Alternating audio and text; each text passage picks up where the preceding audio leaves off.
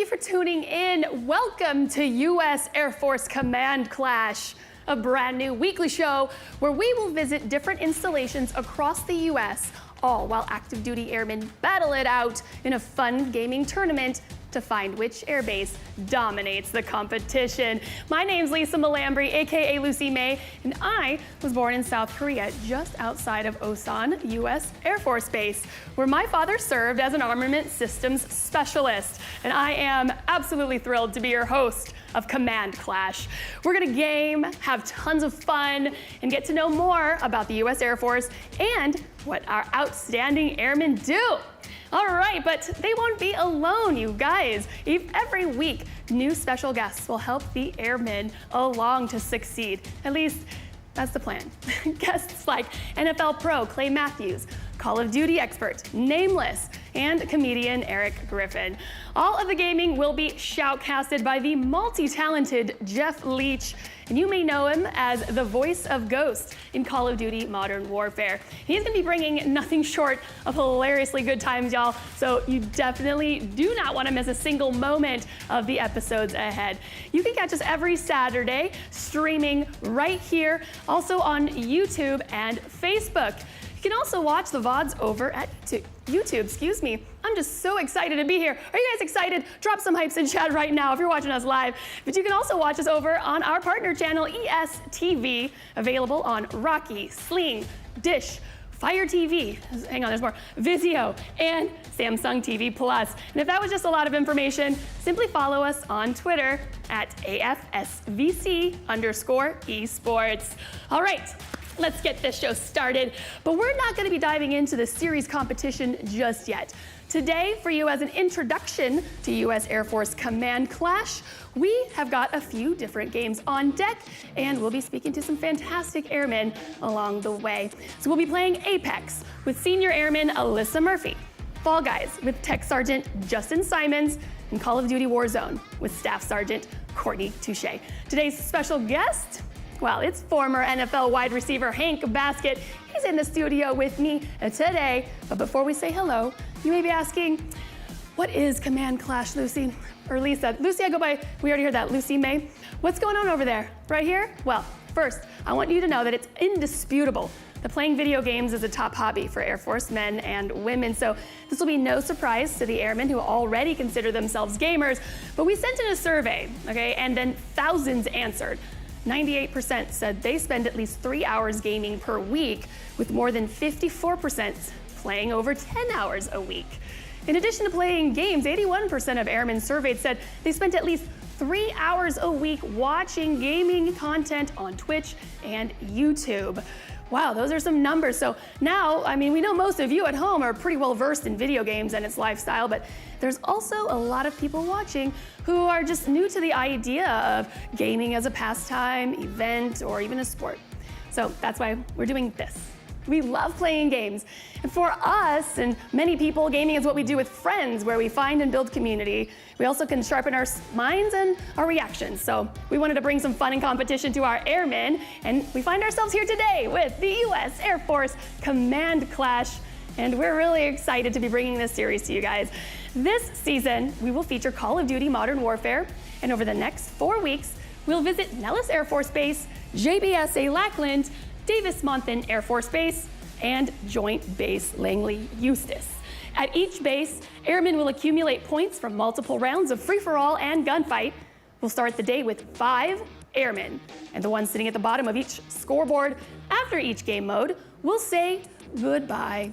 The remaining 3 will continue on with a few of their comrades at Warzone to end the show, and they will go on to represent their base in the finale. 4 installations, but only one can be the best at Call of Duty. Again, all in fun, but who doesn't like to spice it up with some stakes? All right, time for some games and friendship. Who remembers our special guest for today? Write it in the chat and see if you remember. As a former professional athlete, he's no stranger to teamwork and competition. His love for gaming now has him building custom PC rigs. Everyone, please welcome Hank Baskett. Come on, guy, what's good? How you doing, Lisa? I'm well, I'm so glad you're here with us. Always, and thank you for having me. Yes. We gotta go that virtual high five. Oh wait, wait. No, that was a special high five you had. You know what? We got to go Top Gun. We're with the Air Force today, so you got to go back to Top Gun. Let's get that. Okay. Let's get that. There we go. See? He had to teach me that earlier. Yeah, you know what I'm saying? Hey Hank, so well, you yourself have a connection to military. Tell us about that. Well, along you, and that's something that I just found out about your father. So I was born in Clovis, New Mexico, and in Clovis is Cannon Air Force Base. So between my mom, dad, and brother, my family has served this country for over 80 years, and it's just been amazing. My foundation, the Griffin Gibbs Foundation, I work with current military men and women, as well as the veterans, and gaming is something that's always been a part of my life. And in fact, I played my first system at my babysitter's on the base, the old Atari, and talking about the way it connects us and brings us closer together. There was a lot of guys I graduated with in high school that actually went to serve overseas, but the way we stayed in contact was playing video games. One of us would, if they were up at 4 a.m. their time, you know, it's like the afternoon over here. So it's and it brings that competitive nature out. You know, I was playing in the NFL at the time, but still playing with my friends overseas. So gaming, it can bring together so many people, and especially with the military men and women, it helps get de-stressed, because I mean they're in stressful environments. So giving that opportunity for them to be able to do it and be here today with the command class is just absolutely amazing. Yeah, it's fantastic. I love this. I mean, just all the things, like you said, that the positives gaming can bring to your mental health, being able to relax, hang out with your friends, like you said, or make some enemies. You know, sometimes that can happen. There's a little trash talking. I can't imagine what it's going to be like for these bases going at each other. I know, right? Let's try to carry you, man. All right. Well, so we're going to be hanging out today, and you're going to be playing some Call of Duty, Warzone. Is it going to be some good gameplay, Hank, or are we in for some yikes? Well, I like to play, all the different facets of Call of Duty, and I will say this, that BR is not my best. I haven't played that one in a while. Oh, the excuses are coming out, y'all. The excuses are here. So in Warzone today, because I don't want this stream to be cut too short, you're going to see me at the circles at the bottom of the map. I'm going all the way up to the quarry or the dam, and you're going to get a lot of this running around. Aim, and then run. So it's going to be it's more of a track meet today. Yeah? I mean, the game's called Warzone, right? Not Running Simulator? You know what? Hey, pick your poison, pick your poison. Okay. Hank, we're really excited to see you in your gameplay, and to you at home. As with every good sporting event, to kick things off, please join us for the national anthem.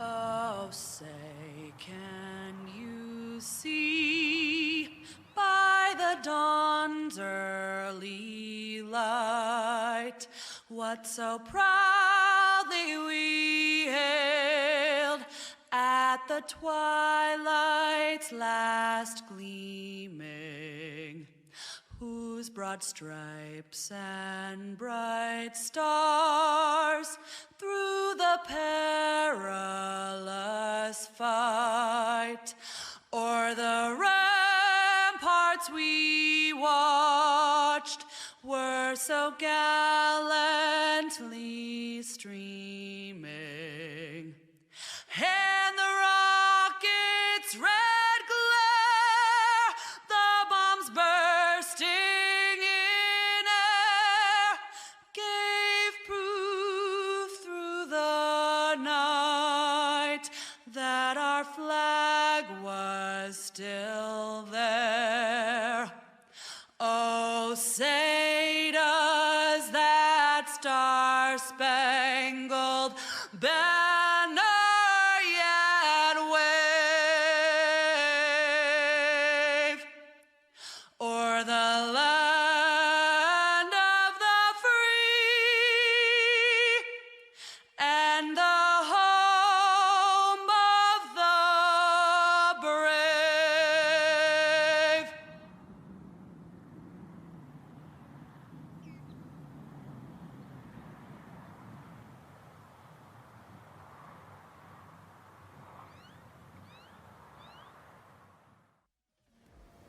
For the health and safety of all Americans, we're having to stay farther apart these days, but never forget, we're still stronger together. All right, well, now we're gonna dive into some Warzone with, remember that guy, Hank Basket? He loves that one game, Running Simulator. Oh, are you getting ready over there, Hank? Yeah. I'm gonna be upset right now because I know my Already? my warm up round. I did a match a minute ago or a little while ago and had 6 kills, finished in 8th place, and now it's gonna be just ugly. Oh no. I like how you call it running simulator though. I mean, we're about to see. Or it could be Death Simulator. Hey, Well- I'm trying to set the bar low, Hank. You're welcome, because you're going to crush it. I just know you will, right? Yeah, okay. Okay. All right, then let's stick with that. But you know what? I appreciate the confidence. Coming from you, I got this. That's half the battle, though, right? I Hank? got I mean, this. you're no stranger to competition, like I said earlier. Being a former pro athlete, you really had to hit that field with all that confidence that you were going to win, right? Oh yeah, you always had to go out there. You had to be confident, not cocky. You had to know that whoever lined up across from you, you're going to beat. You What- have to. If you go out there and you're defeated right away, there's no sense of going out there. What's the difference between confident and cocky?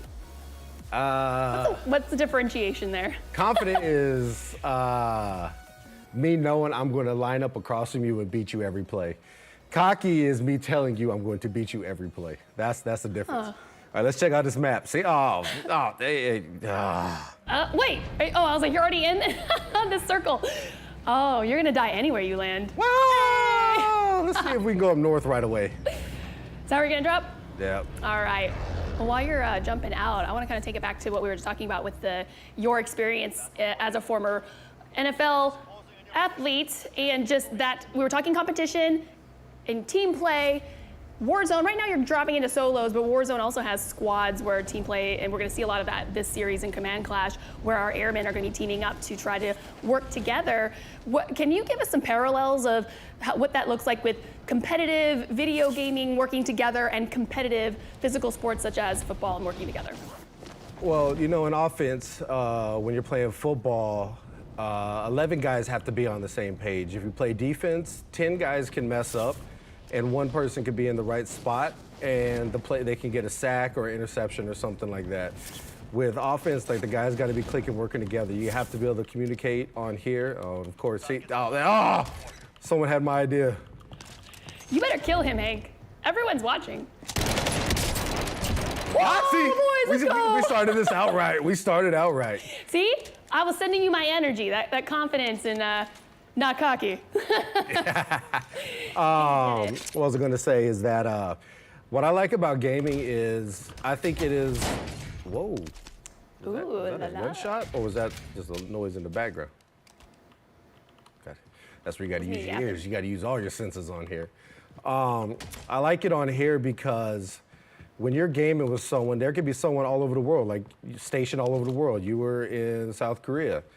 And you get people in gaming situations and tournaments and this and that where you don't get to, everyone doesn't speak the same language, but yet you have to find that common goal. So that's where putting down your marks, being strategic about where you're going to drop, where you're going to land, where's the enemy coming from, and things like that. So you have to, I think it's accelerates when it talks about coming to teamwork and communication.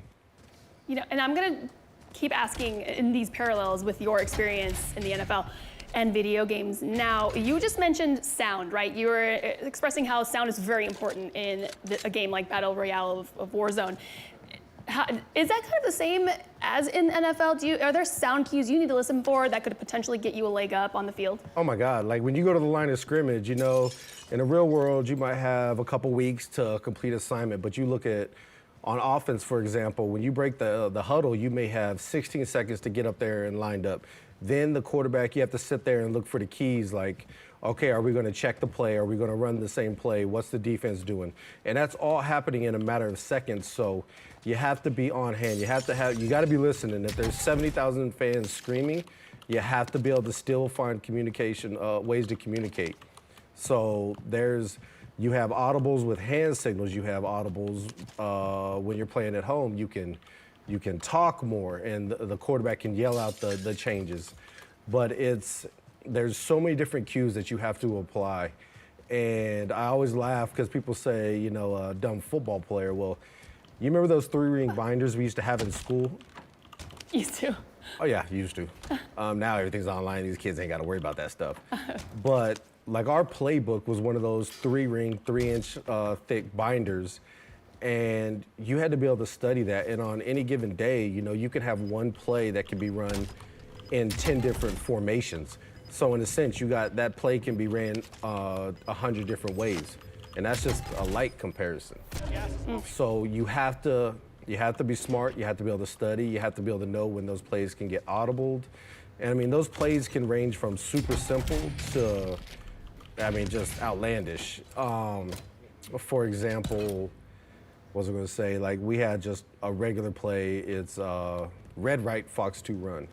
Then we could go to one of our goal line plays, and it's red left switch tight close 2-jet flanker drive zebra Texas halfback wide. What? Yeah. So Is that a pizza order? I don't know. So imagine trying to do all that within a couple seconds and having to know exactly which, sorry, I thought I heard someone, which keys are for you, which one's telling you where to go, which ones are not telling you where to go. And it's pretty intense. I hear some gunfire somewhere.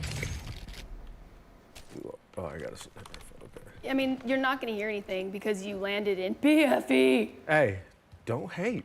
I got a kill, didn't I? You did. Do you want this stream to be over with right away? The stream's not going to be over with, but you might be. I'm just saying. Yeah, No, I'm trying to get that money, try to get my load out. It's always really, it feels really nice to be able to land and get that initial kill right out the bat. Yeah. Gives you that continued confidence in your gameplay. I believe in Waiting for a you. loadout. Let's Hopefully go. Get a self-revive. Chat, how much longer do you think he's going to last? How Don't many say, don't say, more 'cause engagements moving forward? Is it going to be like if the next person he sees he's going down, 3 more people down the road? We want to know what you guys think in chat. Just let us know. But I don't even want to know. Hey, please don't tell me what the chat says. tell me, please, somebody tell me. They say, no, I'm just kidding. No one's saying anything. Thank you, chat. Oh, Thank you, man. chat. You know what? So- Yeah, I'm gonna run up that way and try to go get that loadout. Ooh la la, and you didn't even have to spend any cash for it. Those are always the best. You're playing on the PC right now, Yep. and you have recently come to find a new passion within the gaming realm, and that is building PC rigs. That is incredible. I've seen some of those photos. They're pretty nutty and amazing. Tell us, how did you get into that? My computer had messed up, and my boy actually had kind of walked me through it, and I just started asking more and more questions about it. Oh! Oh, see? Okay, kill him.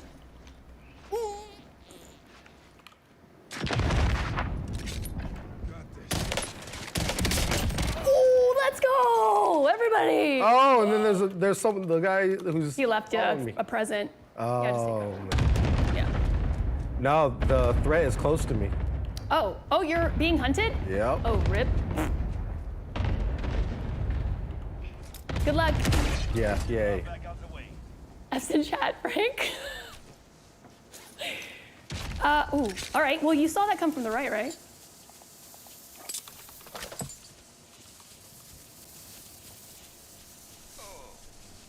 All right, chat. We're gonna give him this moment to. Oh no, keep talking. See, that's the thing. It's like when Yeah? I golf, everybody wants to get quiet. I'm like, no, for a living, I had to play when it was loud. Ooh, I felt the snipe. I feel Here the it snipe. is. I need you to find this guy. That's always the worst, though, when they see you, you can't even get an opportunity to turn around and have a fair fight. They just keep picking you up, chipping away at your health. Yep. Did you see him? Yeah, he's. Oh, he is up there? Oh, there. Oh, peekaboo. Yes, let's go. Sorry, I'm getting a little too excited. It's I like it. I I feel the pressure coming from you, and I'm liking it. Guys, so for those of you at home, just random fact, I had a crazy move from the West Coast to the Midwest, and I haven't played video games in the longest time, so I'm literally living vicariously through these gameplays. I'm just like, I want to just game, and that's also what's hard about watching. I don't know about you, Hank. For me, if I'm watching, if I'm an amazing event or what have you, other people playing, it makes me want to just play myself. Do you get those feels? No, it is. You just automatically pick it up. It's that competitive nature in you, and you gotta enjoy that. You know, that's what pushes us. Everyone has some sort of competition, and that's why, like, I laugh when people say, "Oh, I'm not a gamer," this and that, and I'm like, "Okay, do you play anything on your phone?" They're like, "Oh, check out this Candy Crush score." I'm like, "Yeah, you're a hardcore gamer. You're playing like 20 hours a week and such." Yeah, you can hardcore game anything. You know how It many hours is. I have on so many mobile games? And gaming has changed so much over the years. He's right up there still. I saw him in his truck. All right, So he can't. You better take him out, Hank. Why you got to come out like that? I mean, he's running from me. Don't. Oh, So, there he I mean, is. I'm just saying, so if this were you right now, you're at home, you have a son who's also an avid gamer, what would he be saying to you right now? Oh, my son would be pushing, and my son would probably be winning. No, but probably- if he were watching you as I am, I want to hear, give me some one-liners. Oh my God, okay. Is that bad? Are you happy now? I am, You told me I better get him. and you did. Good job. They I underestimated. cannot let you down. I like it. Hold on, let me. Now you just gotta get out of the gas Yeah. and survive driving a vehicle into the circle. You can do this. Okay, you haven't given me that one-liner from your son yet. What would he say? He'd be like, Dad, pick it up. Oh no, he'd be like, stop being scared. Go. Stop being scared. Yeah. Okay. Oh yeah, Lil Hank likes to push, but he can't get me in Warzone yet. But Fortnite and this and that, I'm actually to the point where I want to let him get in some of those challenges with some of the pro teams guys that I know. Starting him young. Let's go. How old is your son? He'll be 11 in December. And actually, I did a stream last week with EVGA, and the host had to take a call real quick. So Lil Hank hopped on. He stole the chat because he was just sitting there talking. He was all shy at first, and he's like, "Okay, guys, we're gonna land at this bunker. I'm gonna go in. I need you three to land right here, cover my back, and when it's open, I'll let you know, and you can push in." And everybody was just like, He said, I'll let you know. "Yeah, I'll let you know." Boy, remember who came first? Uh-oh.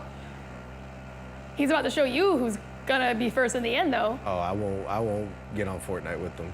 Like, just 1v1 me. Nah, I'm good, son. I like being able to, have a little confidence in my game. You get on there and smoke me like you do all your friends. I'm like, we good. Well, do you guys get to play together? It sounds like he obviously would whip your booty, but Yeah. together. you Oh no, we dominate. play together a lot. Yeah. Not the Fortnite. Oh, thought I saw that truck moving. Okay, someone has obviously been here. Loot.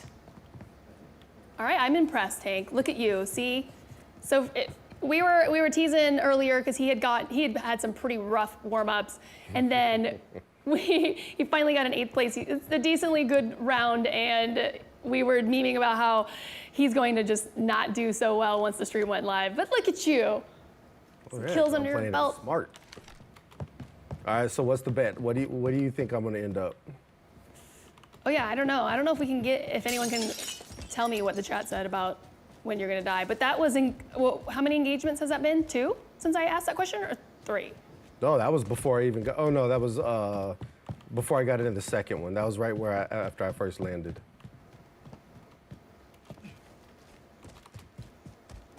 And here you are.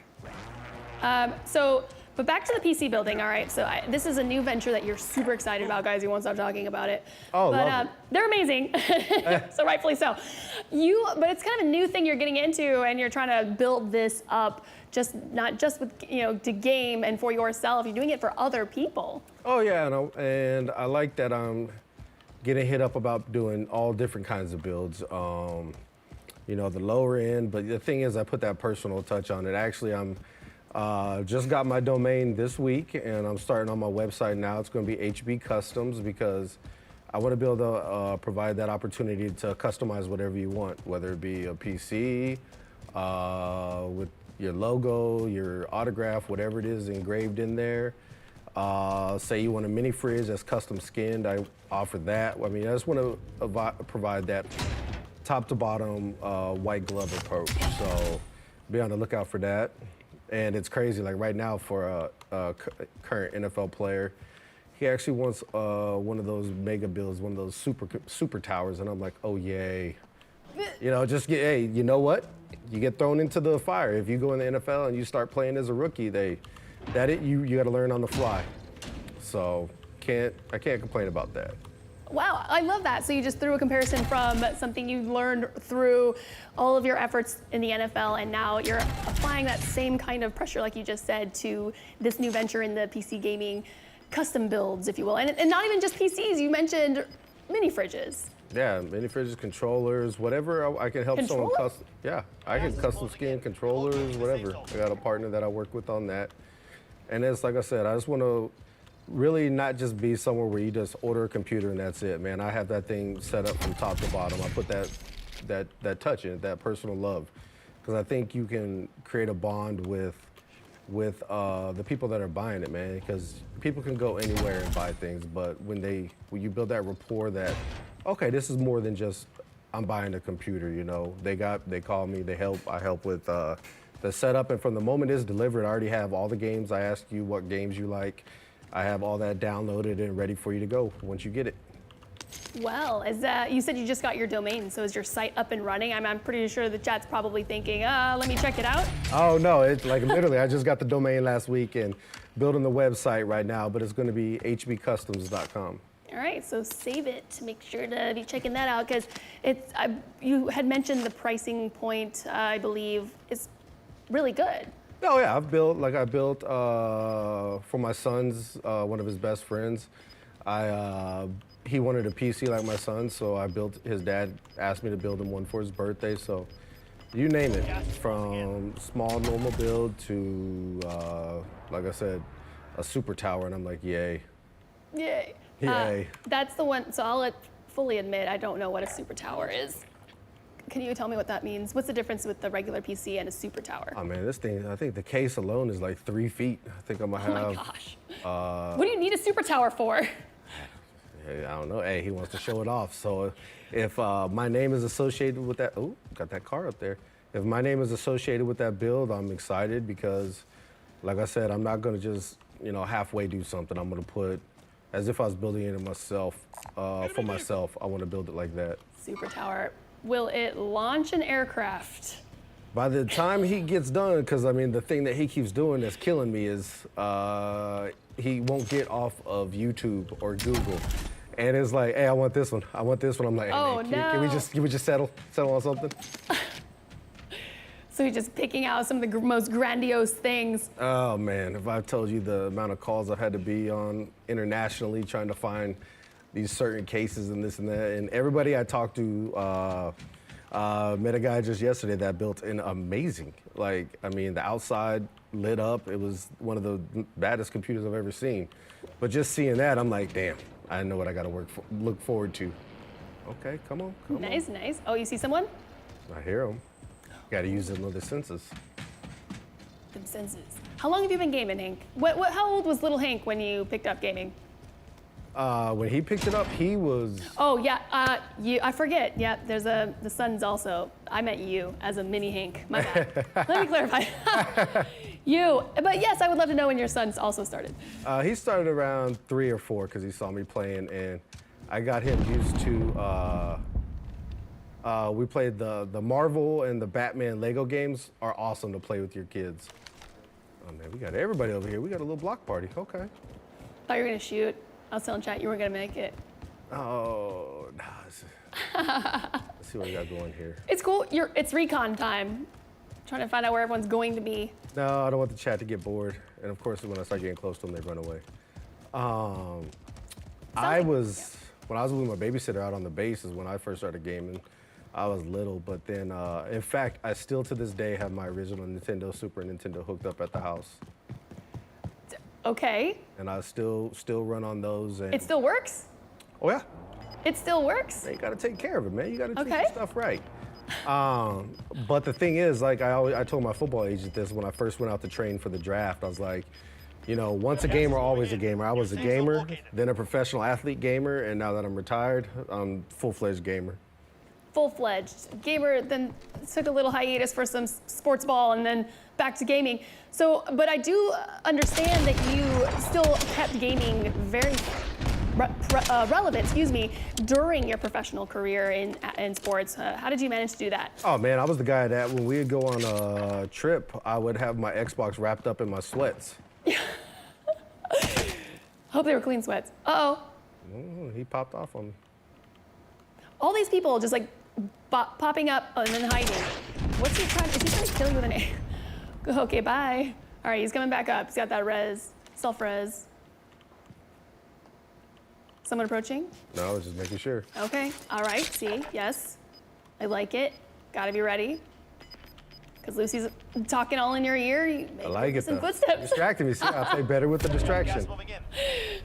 Okay, then you're welcome. I'll take my cut later, but I can give you my PayPal. Hey, all right, coach. That's what it's gonna be. Coming. All right, then I'm gonna ask you a question while you're trying to take this fight. So then that would explain a lot about why I remember you were very active with the company Gamescase. Yep, I'm actually one of the partners over there. Okay. And when I first saw them, I was like, I don't care what that costs, I need that because I took my gaming everywhere with me. Yeah. For those of you that don't know, Gamescase is a company that makes the ability to be able to take your consoles on the go. It's a monitor, all the cords that you need, and you just plug your Any console in it. Yeah, you put and it's actually a case for it too. That's why it's Gamescase. So you put your console in it with all the cords, and you can put a controller or two in there, carry that around, and it's a one-stop shop gaming station. It is. It's fantastic, and being able to take that, like when I got out, I wish Twitch and all that was around when I started playing because I talk to a lot of the athletes now, and I was like, man, develop that fan base because you got your fans that love you because you play for the Philadelphia Eagles or the Miami Dolphins, whoever it may be. But the thing is that when they're not going to go out there like and catch a pass like you across the middle, or if you're a linebacker, fill the A gap when a running back's coming through. So they can't relate on that level. But when you get in gaming, and this is what's amazing about gaming, like I said with my little son, it's an equal playing field. All ages can beat anybody at any time. And if you can play with your fans, and especially if there's games that you're good at and you beat them, or there's games that you're horrible at, that it allows you to relate, and it creates a bigger bond. It creates another touch point with your fans. So being able to game with them and interact and things like that will help you transition from your career now and then once you're out of it. Yeah, and that's what's great about Command Clash is we're bringing some of those very guys on the show to play with our airmen and have that camaraderie, and it's really fun times. So it's gonna be great. Definitely don't want to miss that every week, every Saturday right here. Come on back, 2 p.m. Pacific time. Just a reminder on when you can catch us, the U.S. Air Force Command Clash. We're gonna be live every week on Saturdays. So. I was going to say, as you could probably tell, I'm used to playing Plunder more, just hopping on, because I'm sitting here just getting all this money that I ain't even unlocked yet, or not even really done anything with. Somebody's going to take you out and they're going to be rich. Oh, yeah. I'm just trying to, let's see what's over here. Let's go find some fun. See if we can get the high ground on Okay, you can't die, because the gulag's closed. Yep. Oh, it's a fight. It's on, guys. What will it be? Will he win? Let us know in chat. Predictions now. Oh, there it is. Potato. Oh, you got a name. Enemy UAV overhead. There's nothing. I like it. Plating up.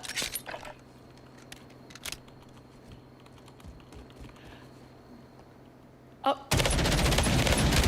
Oh, he had the shotgun. No! Oh.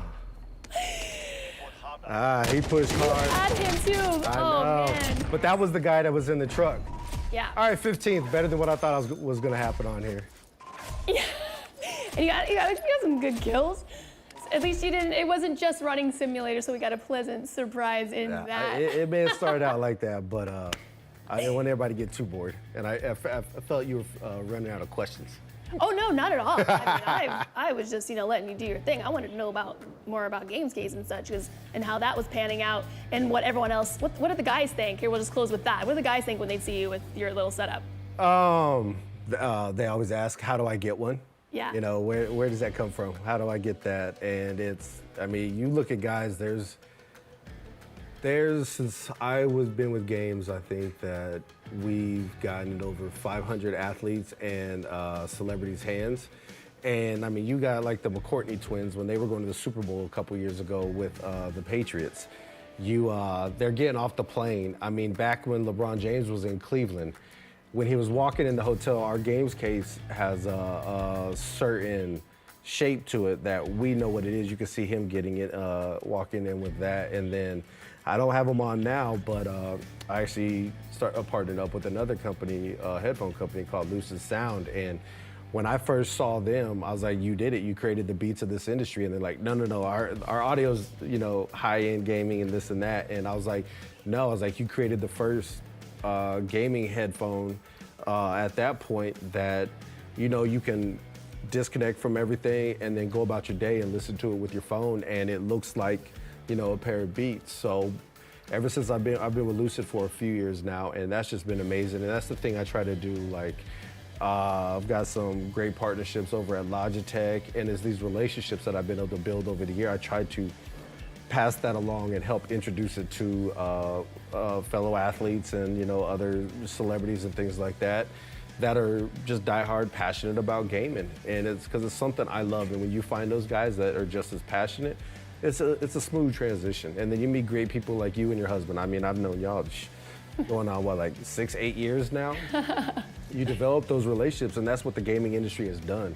It has created those relationships. You got the airmen that are going to be playing together from different bases all around the world. But what happens one day when they're actually stationed together? You create bonds like that, and that's why, unfortunately with COVID and this and that, we didn't have PAX or E3 or things like that. Typically, where I'd always go have dinner with Rick or something like that. Just Rick? Okay, cool. I'll just stay at home. Oh no, you're big time. Go have fun. Hey, you're big time. I get to be on stream with you today. My clout just went up about 100 levels. Anyway, I am with the Lucy May. So you're having dinner with my man. What else? Relationships have been built in this industry that, can sometimes be different than ones that are just made in person. When you're gaming with these people, you game a couple times. And how many times have you been playing with someone and y'all were, going back and forth as on a team, and then you send them a friend request. And it's funny that friend request turns into a lifelong friendship. And these are some people that you may never meet in your life, but yet you talk with them while you're gaming more than you do people that you see every day in your life. It's the gaming industry is different. That's the only way I can describe it. It is different, and it can be life-changing. Of course, you get some of those chat rooms where you're like, go ahead and mute that. And now being a parent with my son gaming, I watch that. But I let him know, I was like, son, if you want to play with me, or if you want to be in these competitive matches, things are going to get said, this and that. So I made him well aware, but oh yeah, trust me, I'll watch that for him. I'm gonna be like on the Avengers. Remember Thor got on the chat, and he's like, user whatever. Yeah, this is Thor. If you say something again, I'm gonna come find you. I'm that dad. Yes. Do you say it literally just like that? I'm like, do we have a problem here? Ooh. And then what happens? It just gets silent. Oh yeah, it does a little bit. Then there's some that'll chirp off, but that's what's so great about it. You just hit that mute button. Yeah. And gaming is everywhere. Gaming just keeps giving. Guys, Hank just keeps giving HP Customs. There you go. Make sure you keep a look out there. But that's all we've got for gameplay there, Hank. We're gonna see you in a few weeks. Yes, you are. And fortunately, I'll be joining the airmen at Davis-Monthan Air Base. And but before we get there, the command clash, as you know, will be at Nellis Air Force Base, October 3rd. It'll be at Lackland on October 10th. I'll see you at Davis-Monthan on the 17th. And then we'll wrap up our base tour at Langley on October 24th. And then at the end, to make everything exciting, as you were telling earlier, all the bases are going to be going head-to-head in the final clash on October 31st. So a little Halloween clash for you. But until then, you can catch every episode streaming on YouTube, Twitch, or Facebook. Most importantly, follow us on Twitter at AFSVC_esports. After each show, you can catch our video replays, so you can go back and watch and tell me what I could have did wrong on this episode. You can also watch our event on our partner channel, ESTV, available on Roku, Sling, Dish, Fire TV, Vizio, Samsung TV Plus, and basically anywhere you could possibly imagine. Yes, everywhere, right? Oh, just like games, it's everywhere. Thanks, Hank. You're the best. Thank you. See you, man. All right, next, we're gonna meet our first airman and talk games, but first, let's talk about who an airman is. When the average American, especially a civilian, thinks of the Air Force, they think planes and pilots, but the vast majority of airmen aren't even pilots. They're serving their country in many other important ways that keep us mobile, technically advanced, and always ready to move. Check this out.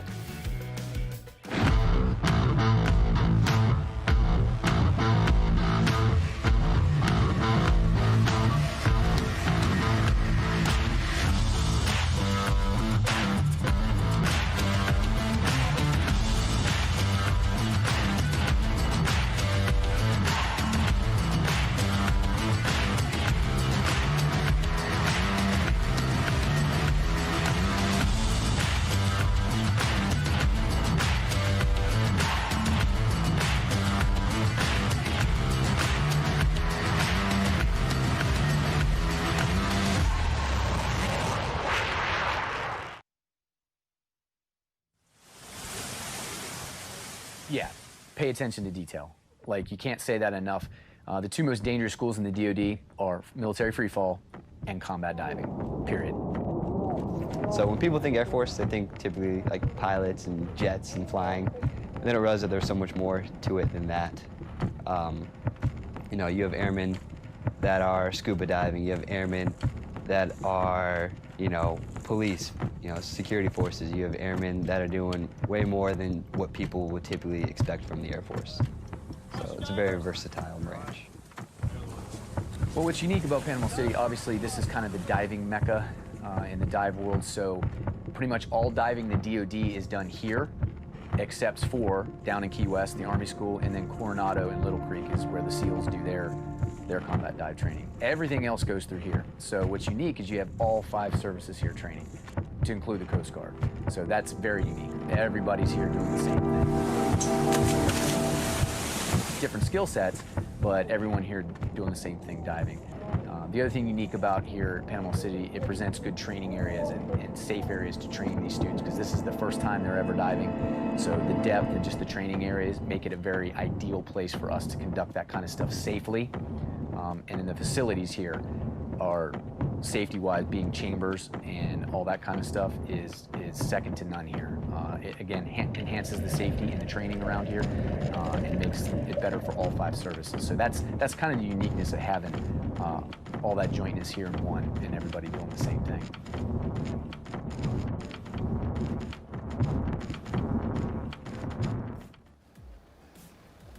We talked to thousands of airmen to get to know more about them and what games they're playing. Today, we'll be chatting with some of your fellow service members to hear more about the community around gaming. And with me now is Senior Airman Alyssa Murphy, AKA Alley Cat 315 of Nellis Air Force Base. How you doing, Alyssa? Thanks for being here. Doing good. Thank you for having me. Yes, all right, so what we want to know what you do in the Air Force.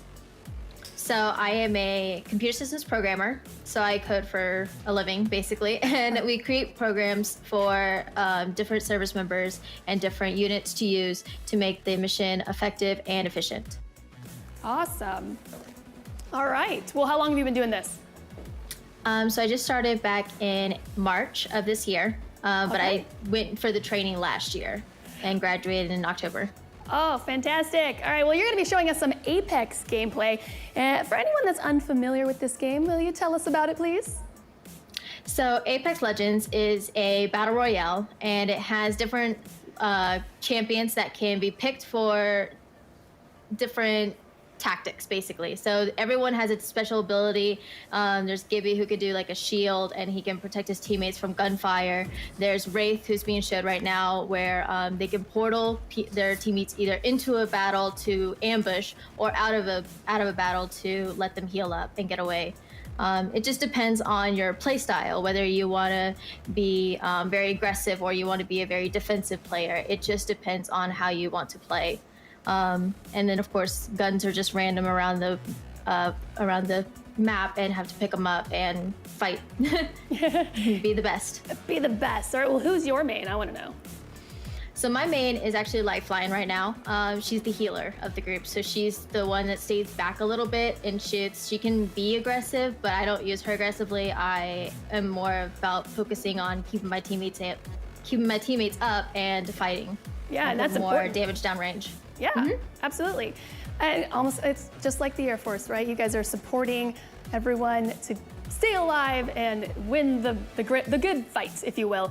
But all right, let's see what you've got then in this Apex gameplay. This is pre-recorded for those of you at home, just want to let you know.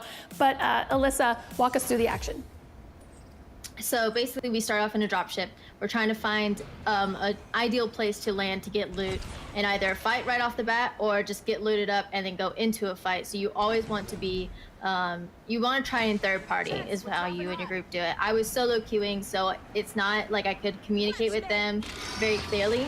But you can use your pings to let them know, hey, I saw a person over here, let's go and ambush them, basically, let's go for it.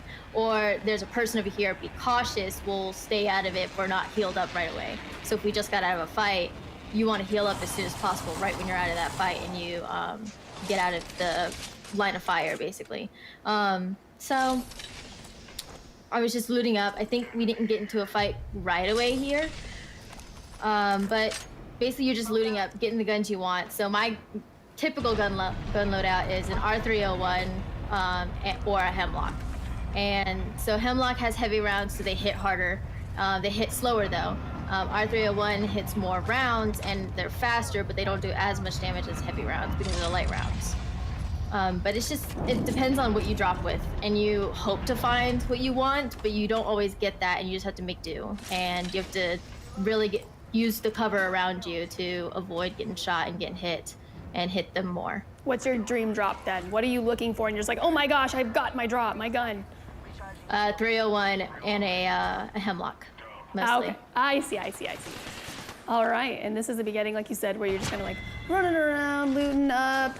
And would you have preferred an initial engagement here off the drop, or were you the jump master? I think we ended up having, right here, I did get an engagement right off the bat. Let's go. But they had a shotgun, so they didn't, and plus with the little bit of cover I got from that.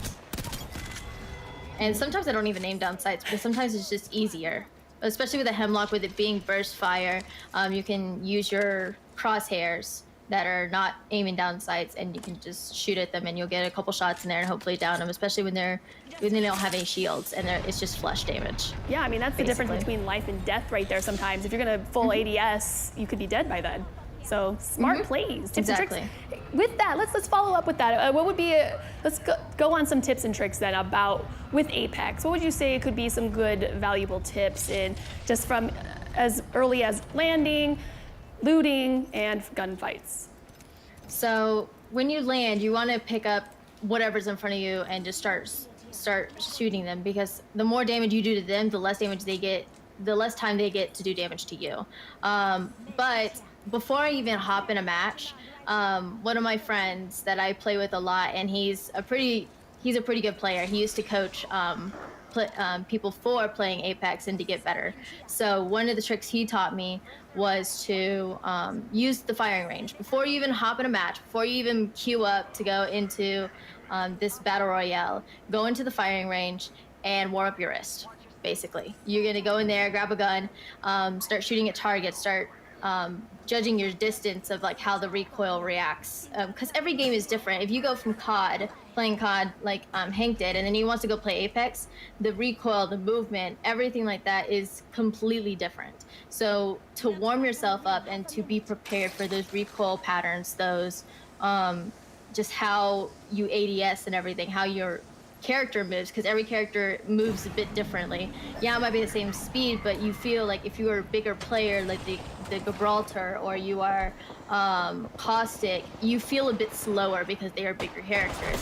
Whereas Lifeline, she is pretty mobility, but she's not that much. I mean, she still has a different pattern of walking. So it's all about getting used to which character you're going to be playing, and then how the gun reacts, and just aiming down sights in general. Look at that. 2 times in a row, you did an ADS and you were able to clean up that kill. That's awesome.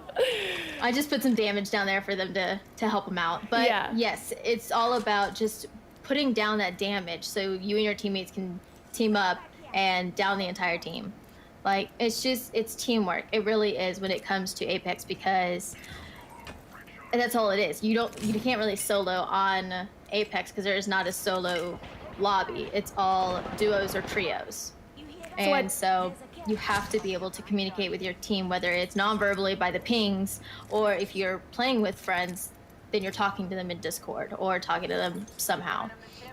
Yeah, and that's what's great, in my opinion, about gaming today is how they've got these great communication systems where you don't even have to use your voice. You can do it within the game, like you said, by pinging certain things and areas, and the characters make a call out for you, and super fun. It's super great. It really adds to the engagement and communication to further these games that, like Battle Royales, where its communication is huge. I mean, in any competition and competitive gameplay, it really is huge and integral. And you got through this, though. You weren't able to clearly communicate with them as you would with, say, your friends, right, via voice comms. Right. But you were able to get by well enough within the game itself to do that. So, but like for the game, like sometimes a lot of it is just paying attention to how your teammates are moving. Like you can see there's a little mini map in the top left. You can see where they're at, and then you can see in the bottom left, if they start shooting, it'll have like this like burst effect on their name, and you're like, oh, they're in a fight, or they're just shooting at something simply. But most likely they're going to be in a fight, and you're like, okay, so I need to go to them and I need to see what the situation is. Are they pushing up on him? If they're pushing up on him, you got to push with him. But if they're not pushing up on him, you want to get to a better vantage point, whether it be on higher ground or just where there's more cover than they have cover. So it's all those factors into play. do you compete in Apex? I mean, it's just the way that you're talking about the game and the gameplay, it just sounds like you've got it all together. Do you compete in any tournaments for Apex? I actually don't, but I do love just playing Apex and learning a game, because I used to play a lot of competitive games. I used to play Siege a whole lot. I played that for 2 years straight. I played Siege and loved it. And while there's not really strategy to that game, I still had a lot of fun and played with my teammates, and we did do some ranked matches on there and some ranked plays and tried to level up. So it was a lot of fun. But I don't really play tournaments, I guess you could say. I'm not the super competitive kind, but I love playing with my friends and getting those kills and just hoping to get number one. Aren't we all? Well, then with that, you're on the air base. As you said, you play with your friend who's a coach that coaches some players to play Apex on a higher level. How does that fit into your life as an airman and just being able to game? And what does that look like for you, and how does that affect your day-to-day? Well, sometimes life is stressful. Like for anybody, life can be stressful, and so gaming has always been a favorite pastime of mine to de-stress from the day and whatnot. I mean, I've been gaming since I was a wee little girl, like with my dad. My dad was the one that was into gaming, and he's the one that brought me into gaming. I started playing on the Nintendo 64, and I played on GameCube. I played, my dad raised me up on PlayStation, and I didn't get into PC gaming until last year. And it's just been, I love it. I absolutely love it. It's a great way to hang out with friends that you aren't close to, because being military, you move around a lot. And even before the military, I had friends all over the States because they were military. And I wasn't. Like, my dad was never in the military, but he had thought about it at one point, but then he got his wife, my mom, got pregnant with me, and he didn't want to miss the small moments in my life, which is understandable. Like, it's a big commitment to make to the military. But with that, I had previous family, my grandparents and whatnot, that were in the military. So I knew what the lifestyle consisted of. It's just, I wanted it. And so with that, I kept moving. And so it helped me stay connected with my friends, even though I wasn't there in person. And so that's what I love about gaming, is I can de-stress and I can connect with my friends all over the place, no matter what. Would you say that it was your grandparents that got you into military? Yes. Definitely. I wanted to make my family proud, my whole family proud. I didn't want to be, I guess you'd say, a disappointment. I know a lot of people, go through that, where they don't want to disappoint their parents. They don't want to disappoint their family and everything. And that's exactly what I went through. I didn't want to disappoint them. And so I was like, you know what? I'm going to do something with my life. And that's what I'm achieving now. Yeah. So why Air Force then? Because most of my family was Air Force when they went military. I had one uncle that went Marines, one uncle that went Army, and then I think I had a cousin that went Army. But basically, all my family had went some sort of branch, but most of them went Air Force. And when I was looking at my choices for job-wise, I decided Air Force because they got me out the fastest for my job that I wanted, which was air traffic control. At the time was air traffic control. I do programming now because I realized I couldn't do that job, but it's taken me in a way that I love it. And That's good. I love it. I love being here. I love being in the military. It's great. The Air Force is awarding you plenty of opportunity to kind of be able to try out different jobs. I use try out loosely. I'm not sure exactly how that works in the military, but then you were, like you said, you didn't feel that the original job, your last job, was a fit for you, so you chose to change. What was that job that you had done before? Air traffic control. So that's right. we control the planes in the air and whatnot. But it was just so stressful. And like I had said before to many people, I didn't want that responsibility of someone's life in my hands because I didn't want to cause an accident. I was not fit for that job. I know mentally and emotionally I was not fit for that job. So I was like, you know what, get somebody else in here that is fit for that job and I'll go do something that can still support the mission, but it's not this job in particular. Yes, thank you. That's what I was going to ask. Yeah, I was like, why was it so stressful for you? All right, and then here you are. And so you're loving your current job, right? Yes, I love it. You think you'll stick with it for a while? I think I'm going to stick it for a while, but I definitely have different plans for changing my career, mostly because I want to help people. I love talking to people. I'm a people pleaser. I always want to help somebody. If someone's in need, because I've been there. I've been there where I've needed somebody and needed help. So if I can be there for somebody and help them out and make sure their day is a bit better than what mine was, I will by all means do it. Yeah, and it kind of correlates to gameplay. Like you were mentioning, you like being the support player in the game so that you can keep your teammates alive. So we can see this, how it's just paralleling a little bit of real life. But look at you, you're trying to survive at this moment. Oh no, Alyssa, stay alive. Get out of the zone there. Get into the cleaned area. Yeah, we got into a little bit of fight inside the ring there, but we made it out, thankfully. Oh, spoilers. I mean, we got out. There she is. I mean, we were like right there, Yeah. and we were trying to heal up and whatnot. And then I had to drop my, make sure my teammates were okay because they're right there trying to get out of the zone also. Drop my healing drone right there that heals them up so that they can get health and we can go into a fight possibly because the zone's getting smaller. Yeah, you've kept everyone up so far, and that's fantastic. And I can only assume that you are also a fantastic airman and a super support over there as a programmer. Well, how much time would you say you have free to be able to even unwind on some video games with friends? What's your job entail? So my job is normally a normal like 8 to 5 job is basically what mine is. But I normally game for about, let's see, I normally game until about 10 at night. I'm not even gonna lie to you. So about from 5 to 10 every night I game. Because I mean, we're quarantined. I don't have really anybody, I can't really go out and, you know, hang out with my friends and whatnot. So it's like, might as well just game some. You're hanging out virtually. Talk to my friends, hang out, be safe about it, and then hop off for the night. Hop up. And get ready for the next day of work. Rinse and repeat. Oh yeah. Yeah. You're currently stationed at Nellis, which is we get to hear about that a little bit later in the series. How are you? Have you been to another installation, or has Nellis been your first and only so far? Holloman was my first one, which is in New Mexico, Alamogordo, New Mexico. It was great being out there. It was kind of out in the middle of nowhere, but not really. We had like a small town we lived in, and the people there are what made the place. Like, yes, it can be a boring little town, but you had like 30 minutes to 45 minutes away, you had mountains where there's snow. You could go snowboarding, skiing, whatever you wanted. You had another city 45 minutes away, and then you had a big city, El Paso, Texas, like an hour and a half from you. And so there were things to do. You just had to actually take the time out to do it.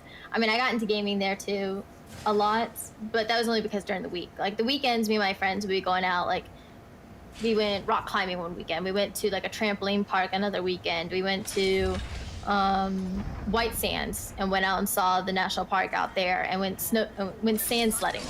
Ever heard of that? Sand sledding. I mean, I'm pretty sure, like, I'm not surprised anymore, if anything.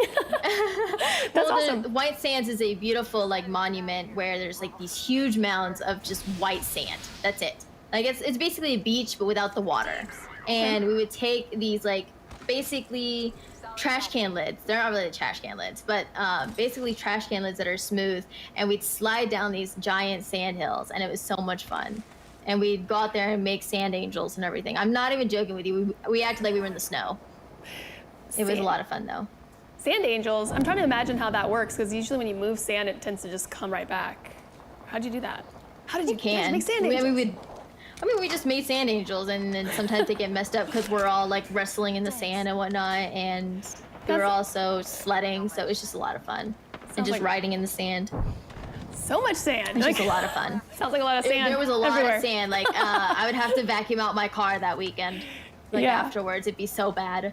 But we enjoyed every second of it, and that's what's worth it, is the experience. Yeah, I love that. And when you say your friends, you mean from the installation or also off base? From the installation and off base. Like we made friends that were on the installation, and then we also made friends like off base, like their friends, or if they were from there, they had friends and they brought them, and like we met them, and we just had a lot of fun. I used to have a big group of friends that we would always go out, and we'd carpool. There'd be like 3 carfuls of people, and we'd just go out and have fun no matter what we were doing. We'd have a plan.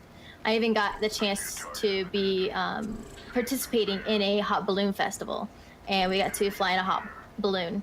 It was a lot of fun. Wow. And people are very passionate about hot balloons. You don't realize that Really? until you get out there.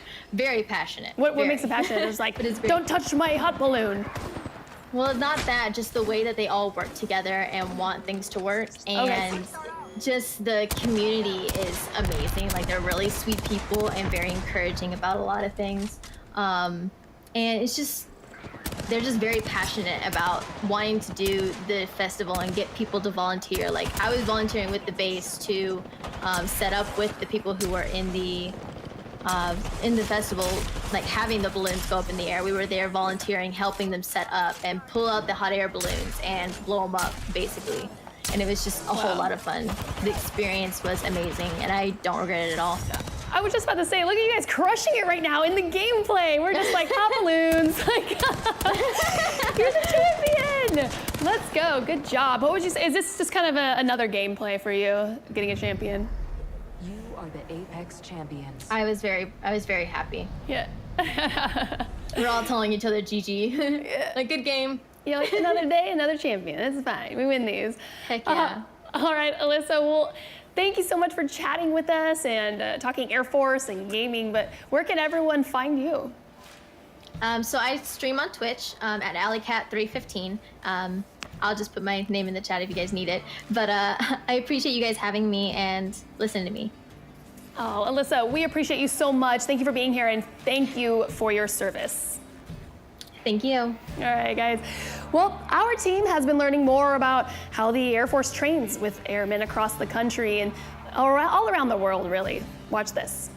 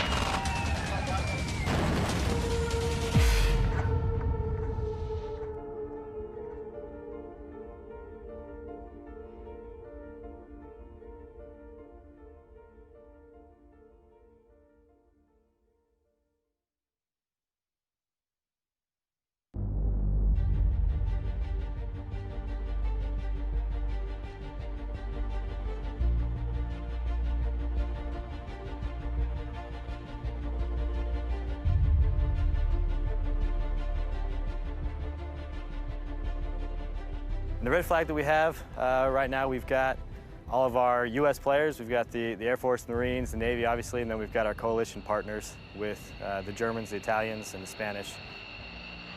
Red Air aggressors here really give us one of the best opportunities that we have to come and train against people who are the experts at giving us a look at fighting against enemy capabilities.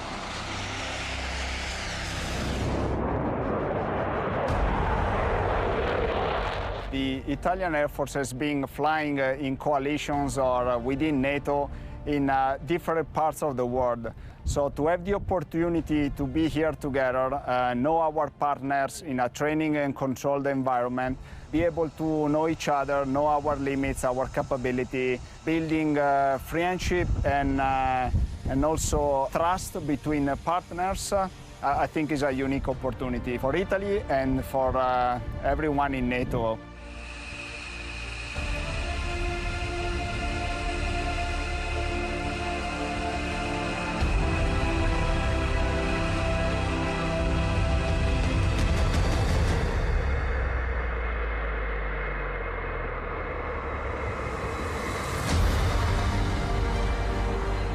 We seldom have the opportunity to train in Europe with such a big airplane, and that has been around for a long time and is still very capable and will be in the future for sure still an important asset for the coalition and for the US Air Force to plan with them, understand the way the US Air Force employs the B-52 and talk to the pilots and the operators. For us is a unique opportunity to learn from each other.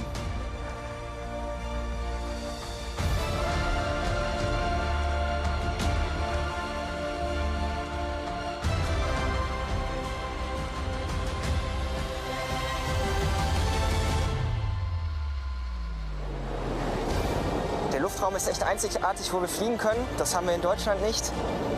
Die Luft-Luftgegner, die Boden-Luftgegner, die gegen uns gestellt werden, sind auch einzigartig. Und die werden echt alles von uns abverlangen, wenn wir jetzt gleich in die Luft gehen. Und wenn wir nach 1,5 Stunden wieder zurück sind am Boden, dann sind wir auf jeden Fall nass geschwitzt und sind schon gespannt, wie wir uns geschlagen haben.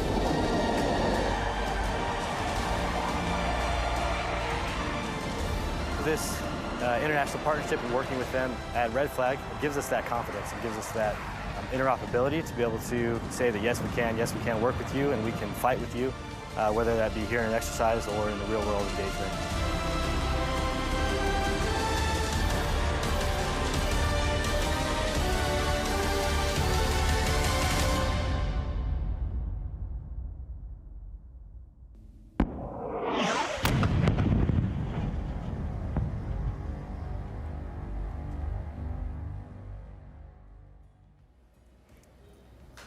Our next airman goes by Hey McFly online and is active duty at JBSA Lackland. Say hello to Tech Sergeant Justin Simons. Hey man, what's up? Hey, how you doing? Pretty good. I'm well. Hey, so thanks for being here. What do you do in the Air Force? Of course. So currently I am a courier. We deliver top secret and classified material. Normally I'm a contracting, so I write contracts for the base. But decided to take a little break and go into the special duty realm, so I decided to jump into the realm of courier. Oh, realm of courier. How long have you been doing this job? So it's a 3-year tour. I started in 2018, and I actually have to leave in December of this year. I have to go back to being contracting officer. Oh no, why have to? That sounded so sad. Well, I mean, I love my job. Currently, I do courier duty for the rest of my career if I was able to, but they only allow you to do 3 years max. I mean, you get lucky, you get an extension and make it 4, but it's they don't want you being out of your career field for too long. I mean, you signed up to do a different career. I mean, unless you cross-train and actually do the rest of your career in another career field, but mine was just a special duty, so it's only 3 years and then you're done. All right, well, and then here you are. So thank you for being here, as I said already. But so like Alyssa, you've got some fun pre-recorded gameplay, but of Fall Guys. Yes, I do. Yay. Well, That's right. I have yet to play this game, so I'm a little jealous, and I'm excited to see this. What am I missing? What's it all about?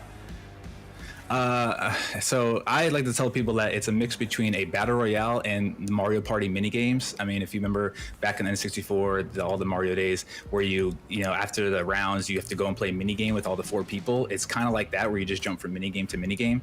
So it's a new version of a battle royale. It's just who's the last person standing. There's 60 players. You have crazy things like that right there. It's Hexagon. I've actually never won on Hexagon, and I hate that level. But anyway, so it's really fun. They actually had a mid-season update just happen, and season 2 starts soon in October. So I'm pretty excited for that. New season. What makes it a new season? So they're having new events or new mini games, so to speak, new outfits, a new theme. Because there's like cosmetics in the game. There's like a season pass as well, where you can unlock it all the way up to level 40, and you earn new rewards, new things to wear and show off, like all those different outfits to wear right now, pineapples and dinosaurs and whatnot. So everything's gonna be brand new starting October. Pretty excited. Oh man, are the old modes, the original modes, gonna be sticking around, or did I just miss all of it? I think so. No, Okay. I think they're gonna be wrapping them in there. I hope so, because the old ones are classics by now. I mean, they're the ones that originally started the game, so you'd hope they keep them around. So. Okay, so I know you touched on what this game was, and what for you though, what makes it so fun? Honestly, watching people, because this game got popular from Twitch when it first came out in the beginning of August, and then like Tim the Tap Man, all these big streamers picked it up, and just seeing them play it really made me want to get in it and see like what it's all about. So I actually bought a PS4 just to play this game, because I'm mainly an Xbox gamer.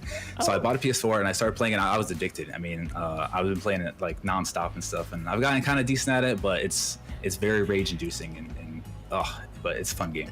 And we know you haven't won yet on Hexagon, so there's That's right. that. I'm just saying. Hell All yeah. right, all right. Pre-recorded gameplay. I assume this is going to be fantastic. Let's take it. Let's see it and talk us through it. All right, cool. So yeah, you start in the lobby. You can wear cool outfits. That banana right there is you actually get it from winning crowns. And crowns are what you get when you win the whole entire thing, and that one costs 5 crowns. So, my theory is that when you see people in the game that have an item like that, where it tells other players, oh, they won a lot, he's used 5 crowns for that, I feel like you're targeted more, because when I wear that outfit and when I wear other outfits that cost crowns, I feel like people are constantly grabbing me and constantly trying to like make me lose, because they know I'm like, you know, harder competition, so to speak. So I like to go under the radar, but I really love the banana outfits. That's why I work for this gameplay. I was just going to ask you actually if this was your favorite, or if you had a specific favorite. So banana is it? Yes, because you can't see it now, but when when the camera's turned and I'm towards my back, there's actually a little smiley face on the back. So when you're running in front of people, they're seeing a smiley face. So it's kind of like a little slap in the face to them. So I actually do love the banana. It's probably my favorite outfit. Okay, because the smiley face, or because you know everyone's it's the clout kind of thing? No, not the clout, because okay. I hate, like, I don't hate, the rage that this game produces when you're running and you're trying to do your own thing, and then people just will come in and grab you and throw you off the map, and I don't like that, but I just wore the banana because it's my favorite. Normally I don't wear like high class items like that. Yeah, they're like, it's a banana, see a smiley face, throw him. Yeah, I'm trying to see exactly. It. And you'll see it. Yeah, you'll see it right there on the back of the banana. There's two little dots and a little smiley face, but. Oh no! So no other outfit has anything in the game like that where it's in the back. Oh well, maybe in the update there will be. You fell there. I hope so. A little earlier. Did that just kind of slow you down? Is all because you still survived? Yeah. There's certain maps like this one you can fall off and it'll just respawn you, where it's just a qualification. 0 out of 42 need to qualify just to get to the next round, and then they bump off those 18 people that weren't there. So this is just a qualification. Now there is some maps where if you do fall off, you're eliminated. This is not one of them. You could just fall off and restart. I see. Yeah. So this is after the mid-season update, by the way. So there were those things right there weren't there. There were like these ones that went back and forth. So they have updated the game recently to change things up, and that further introduces the RNG aspect of this game, where if you think you have the level down and you know what you're doing, no, they just flip the switch. Now you got to deal with a whole new bunch of stuff in the game. Look at these characters. So that made it pretty fun. I can't stop. I have the biggest smile on my face. I cannot stop. So you mentioned how this feels a little bit like a VR, because Last Man Standing kind of vibes. Did you play VRs leading up to this? Was that kind of your jam? Yeah. Yes. Apex, I played when it first came out. Fortnite, I played even before it got super popular back in like 2017 when it first came out. I played Fortnite. I still play Warzone to this day. So I like VRs. VRs are one of the realms that I play, FPSs. Okay. The Fall Guys just like took the cake of just like the fun aspect of VRs and just the stuff that gets thrown at you is so different than obviously the gunfights that you normally see in BRs. All right, yeah. So BR, we got the BR correlation, we've got the RNG correlation. How has you playing Warzone, for example, been able to translate over to Fall Guys? Honestly, I don't know how you can translate that. This game right here, Fall Guys, is literally based on, I would say, luck. Like you said, RNG. It's just like the way the chips fall, like where you end up and who hits you, and you get, because every time you touch an item, but a thing in the map, or someone hits you, you get bumped, and that just throws off your course of. See, like I said, that guy just bumped me. So anything you're doing is constantly changing this game. You have to overcome and adapt every time you play a level. You may think you know a level like the back of your hand, but then you'll play it. I got lucky that no one's around me right now, but once you get in these little like tight situations, it's hard to control your character. So you're worried about people bumping you and what have you. You said that affects your gameplay and sounds like in a negative way, but you like to use the banana suit, like you said, because that could induce somebody to want to make sure you don't go because you're showing that you have wins under your belt. You just like to rage, it sounds like. Yeah, I mean, my household's known to hear me yell, but yeah. So I mean, like I said, it could be an intimidation factor as well. So I could be using the banana to be like, hey, I got a lot of wins, so you can stay away. Or it mostly as it backfires, and it's the opposite, where it's like, hey, this guy's got a banana, I'm gonna take him out. I like that reverse psychology. Keeps people away because they're just like, oh no, he knows what he's doing. I better not go near the banana with a smiley face on the back. How many hours did you say? And that's actually from another game. Yeah. Hours. Yeah. So, well, I'll answer your question first. So hours, I probably have maybe 50, 60. What's happening? Yeah, I mean, I'm sorry, it's pretty quick. What's going on right now? Okay, so why were you guys just making out? What is going on? Yeah. So you can R2, which means grab people. So I already know I'm going to qualify. If you look up at the top right, it says 12 out of 29. So I know I'm at the finish line. Yeah, I'm basically control, and that's a main factor in this game is trolling people. I think you'll see me maybe grab some people and push them off in a couple levels later on. But yeah, you control people at the end. Like if you stand right there at the end, right here where this guy's about to jump up, I've seen people stand there and just hold their hands out. So when you go to jump up, it hits them and you fall down, and you're just like that guy. You just fall off. Yeah. So right now we're just spectating people since I've already qualified, so you can see how people are doing. Other people. They walk kind of like chickens. They're like bark, bark. Yeah, they're called jelly beans. That's what the developers call them. So they're kind of just waddling around. Jelly beans but I've seen jelly beans don't have skeletons, and the developers of Fall Guys, they posted a skeleton. I just saw that, the anatomy of it. That was funny. He's all crooked in there and stuff, so that's pretty weird. And it looks like a chicken. It looks like a bird. So I win. Yeah, I mean, I could see that. All right, you win. Look, I haven't even played Fall Guys and I'm already winning. Justin, you in that banana suit. Yeah, we're trolling. We're going. What are the coveted suits? I want to know. I feel like I've seen some posts on social where they're just like, I've gotten it finally. I think the most expensive suit is 5 crowns, so that's 5 wins. So the banana's one of them. There's one that's from their other game. Oh, as I was mentioning before, the high class ones like the banana are from other games that the publishers put out. So the banana is from a game called My Friend Pedro. And then I forgot the other game is, but they have a girl named Shell, and they have another robot cat called like El Gato Roboto, and that's another 5 crown one. So that was the guy I was holding there at the end of that one last match. So you can tell who has the most crowns because of the outfits they wear. They're the cat right there in the front, that white cat in the front row. He's the El Gato Roboto. That's another 5 crown win. So how? Oh, this level is my worst level. I hate this level. And what's it called? So this is called Slime Mountain, and the reason I hate it is because you're not racing the people. If you notice well, you don't notice yet, but it doesn't matter what place you come in. You can come in last at first. You're racing the slime. The slime is coming up the level behind you. So you're racing them, the people, to get in front of them and get better positioning. And then the slime, as you see it already... Oh, well, you don't have time because the slime is coming. So you can see like 2 levels below me, the slime already took over that level, that area. So you gotta move and get as high up as the mountain as you can and have plenty of time in case you mess up, because you will fall. Like this part here with the yellow things, this is super hard because you have to balance yourself, jump. I think I actually made it there. You but you can fall off and you gotta... Justin. Well, it's not always, trust me. That's why we got this one. I hate it because you have the stress of just the slime coming behind you, and you just gotta keep running, don't mess up. What are you thinking in this moment? Besides, hurry, don't mess up. I was yelling because he grabbed me as soon as about to rock past this little. You almost fell off, dude. Yep. I know. Can you not jump enough to jump over that? No. You got a limited jump, like a little. See, love knock me seeing off. So now I everyone gotta getting go do it shoved again. Yeah. I mean, it's called Fall Guys for a reason. Yeah. You're gonna fall, and there's even an achievement for falling 500 times. And I actually, sadly, I have that achievement for falling that many times. All right, so let's be real. That's how you got the banana suit. You fell 500 times, didn't you? That's how you get it. No, I mean, I wish you would get crowns from achievements, but no. I actually had a winner for you to get the banana suit. And you qualified. You just keep qualifying all up in there. So Yeah, I got lucky this you game. saw it being played, and that another great facet about gaming, you watching other people play a game, and then it's a game that maybe you wouldn't have originally sought out, and now you did due to Right. somebody else, and that sharing their content on said game, and now here you are in a banana suit, raging out in Fall Guys, and you're loving it. Sounds like you just love playing Fall Guys. Exactly, because like gaming is supposed to do that. It's supposed to bring joy. It's supposed to bring, even though you rage and you get upset. I mean, at the end of the day, it's to bring happiness, and it's to.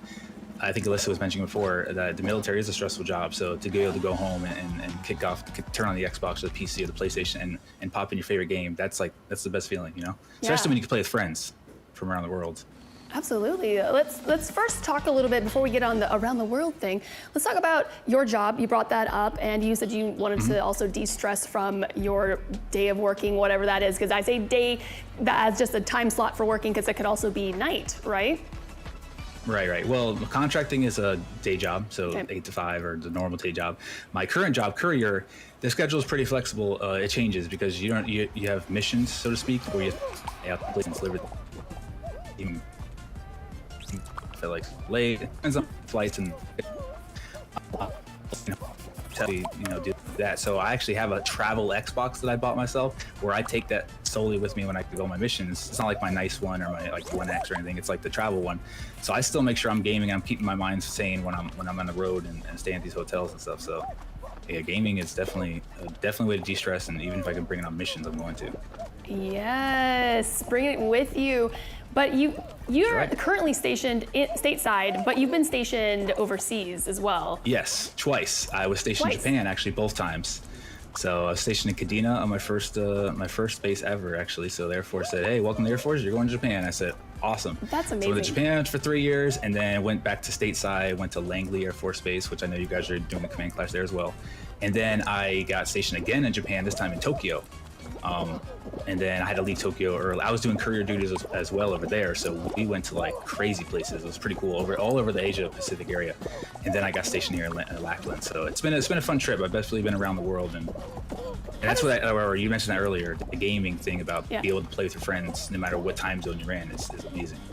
Yeah, so how would you say, because obviously I would assume anyhow that you have a lot of friends that are in the States as you were stationed over in Japan. How integral was gaming for you in that? It made it kind of difficult because in Japan it was like a 14-hour time difference. So it just took a little bit of preparation. So I would have to wake up early on Saturday mornings, like 7 or 8. It would be Friday night for my friends back here in stateside. So I would just play for like 4 or 5 hours, and they would play to like 12, 1 o'clock in the morning, and then we just get off. And so it wasn't that bad. I'm the one that kind of had to sacrifice by waking up super early, but I did it because I love gaming and I love my the friends that I play with, and even to this day we still play it all the time. It's the same like 4 or 5 friends that I met at Langley. I just got eliminated there, so I'm out currently. So I'm gonna hop back into another match here and see how far I can go. But that was called Egg Scramble. It's like a team game, and team games, especially going in solo, they're kind of rough because you don't have no control. You have no control over your team. You have no control of other teams. It's kind of super energy. No, you can't, unless you're in a party, because you can party up with 4 or 3 other friends and Fall Guys, but I'm just doing solo queue. So because I was talking with Alyssa about how Apex had in-game communication, so Fall Guys does not have in-game communication. Nothing yet. Just kind of use your own eyes and your hands, your little hands. I'm gonna grab you now. And maybe that's how you do it. You just rage out and you grab a character and just like, you are not performing. Maybe? Yeah. No? It's definitely a lot of rage. I don't know. Okay, I want to give me an example of when your most rage-inducing moment. What happened and how did you react? It was Well, I played multiple games, but this game, I would say that my most rage-inducing moment was probably in this game called Tail Tag, where certain players start with tails and certain don't. It's a solo game, no team, so you're running around the map and you have a little tail sticking out your back. And then you have to use R2 to grab other people's tails. And when the timer ends, you have to have a tail on your back unless you don't, you get eliminated. So there's like a little part I like to do where it's like a middle part of the map and it's like a thing spinning around. Well, I go underneath it, kind of like in the shadows, and I run a lap, a circle around, because I think no one's going to follow me. Well, at the last second, I, for some reason, decided to go opposite way that I was going, and a dude was right there. The timer hit 0, and he grabbed my tail at 0 seconds, and I got eliminated. And I probably said too many bad words, but I was like, why did I turn around? I should just kept going straight. So there's those moments where you don't know what's going to happen, and I just got unlucky there. Oh my gosh. Yep. It's too bad we don't have a beat button in the back in production. Let you just have at it. It would just be purely beep, Tom. That's true. Well, you said you have a lot of rage moments in other games too. And for whatever reason, tell me if I'm wrong, Justin. Is raging out in a game, even though it's a negative reaction, but it's so fun sometimes, right? When I say that. I would say it's more like just the competitiveness in somebody. Like if someone rages more, it's probably because they have maybe a little more competitive bones in their body, I would say. Or maybe it's just they're better at their anger management, honestly. But for me, it's just because I'm very competitive. Any game I play, it could be Fall Guys, it could be like Trials of Osiris and Destiny 2, it could be like any other high stakes game, and I'm gonna get very like, hey, we gotta win this, guys. I'm not very like, oh, just sit back, relax, play. Like, I don't know, I love like having that competition, that like aspect. So I've been working on it though, because my buddies do tell me, hey man, you need to calm down a little bit. You're getting a little loud. So really? It's definitely, yeah, oh yeah. Well, then it sounds like to me you need new teammates. They're not competitive enough. That's what I say. No. I've been playing with these guys for years. They're other Air Force members as well too, so it's great. All right, hey, oh no, you were about to tell us about some games that were rage-inducing for you. Other games aside from Fall Guys, excuse me. I'd say Destiny. Destiny is my main game. That's what I mostly play. And just, I would say it's just because of PvP, and because Destiny has like a peer-to-peer connection. They rely on the host between the people playing. They don't have dedicated servers, I don't believe, like Call of Duty does. So I feel like there's a lot of latency issues, a lot of lag. You think you hit somebody on their screen, obviously it's not showing it, but on your screen it will. It's just different things that you gotta kind of learn to accept, like, hey, that's gonna happen, that's part of the game. So I'm getting better at that, like, hey, it's gonna happen, just go with the flow, that kind of thing. But when stakes are on the line, that's when I get a little heated. What kind of stakes? So you've been in competitions before? Yeah, actually, speaking of competitions, I was just in the tournament this morning. So the state of Texas Special Olympics teamed up with the Air Force esports team out of Dias, and they said, hey, we want people to sign up for Rocket League, and we wanted to be able to play with it, partner you guys up with an athlete from the Special Olympics. And I signed up. I said, yeah, I love Rocket League. Hey, hit me up. So they paired me up with somebody, some kid, 16-year-old. He's really awesome. And we played the tournament this morning, and we actually came in 3rd place. We got a podium finish, and he loved it. I was cheering him on. I was helping him out, and so he had a good time. And I love that the Air Force provides opportunities for us to go and play these events and these tournaments, and especially with an organization like the Special Olympics. It was awesome this morning. Yeah, absolutely. Was that broadcasted anywhere? Can anyone go watch that? Yes, it was on Dias's esports' Twitch stream, so you can see my matches on there. It was pretty fun. I had a great time. Okay, yeah. Well, that was really sweet of you to be able to take your teammate to a 3rd place finish. And again, we just keep finding more and more ways that gaming is so beneficial, just fun in our lives, being able to just relax and have fun, let loose, all while having some competition, like you said, for those that are really like blood driven for that kind of heat. And your competition took you there, took you to, like you said, a podium finish. So congratulations on that. Yeah. And no rage there. It was all just fun and games, So I think sometimes when you don't take it too seriously, you do better. So that's what also people have to understand, and what I work on is like, hey, just sometimes go with the flow, and then you might just be playing better because your hormones are down, your heart rate's normal and stuff. So it's definitely moments to rage and moments not to rage. Absolutely, yes, and that's all within like the mental health game as well too. That's so right, that's great exactly. that you took it in there with the positive mindset and were able to just have some good casual fun like we're doing here at the Command Clash with the Airmen. Right.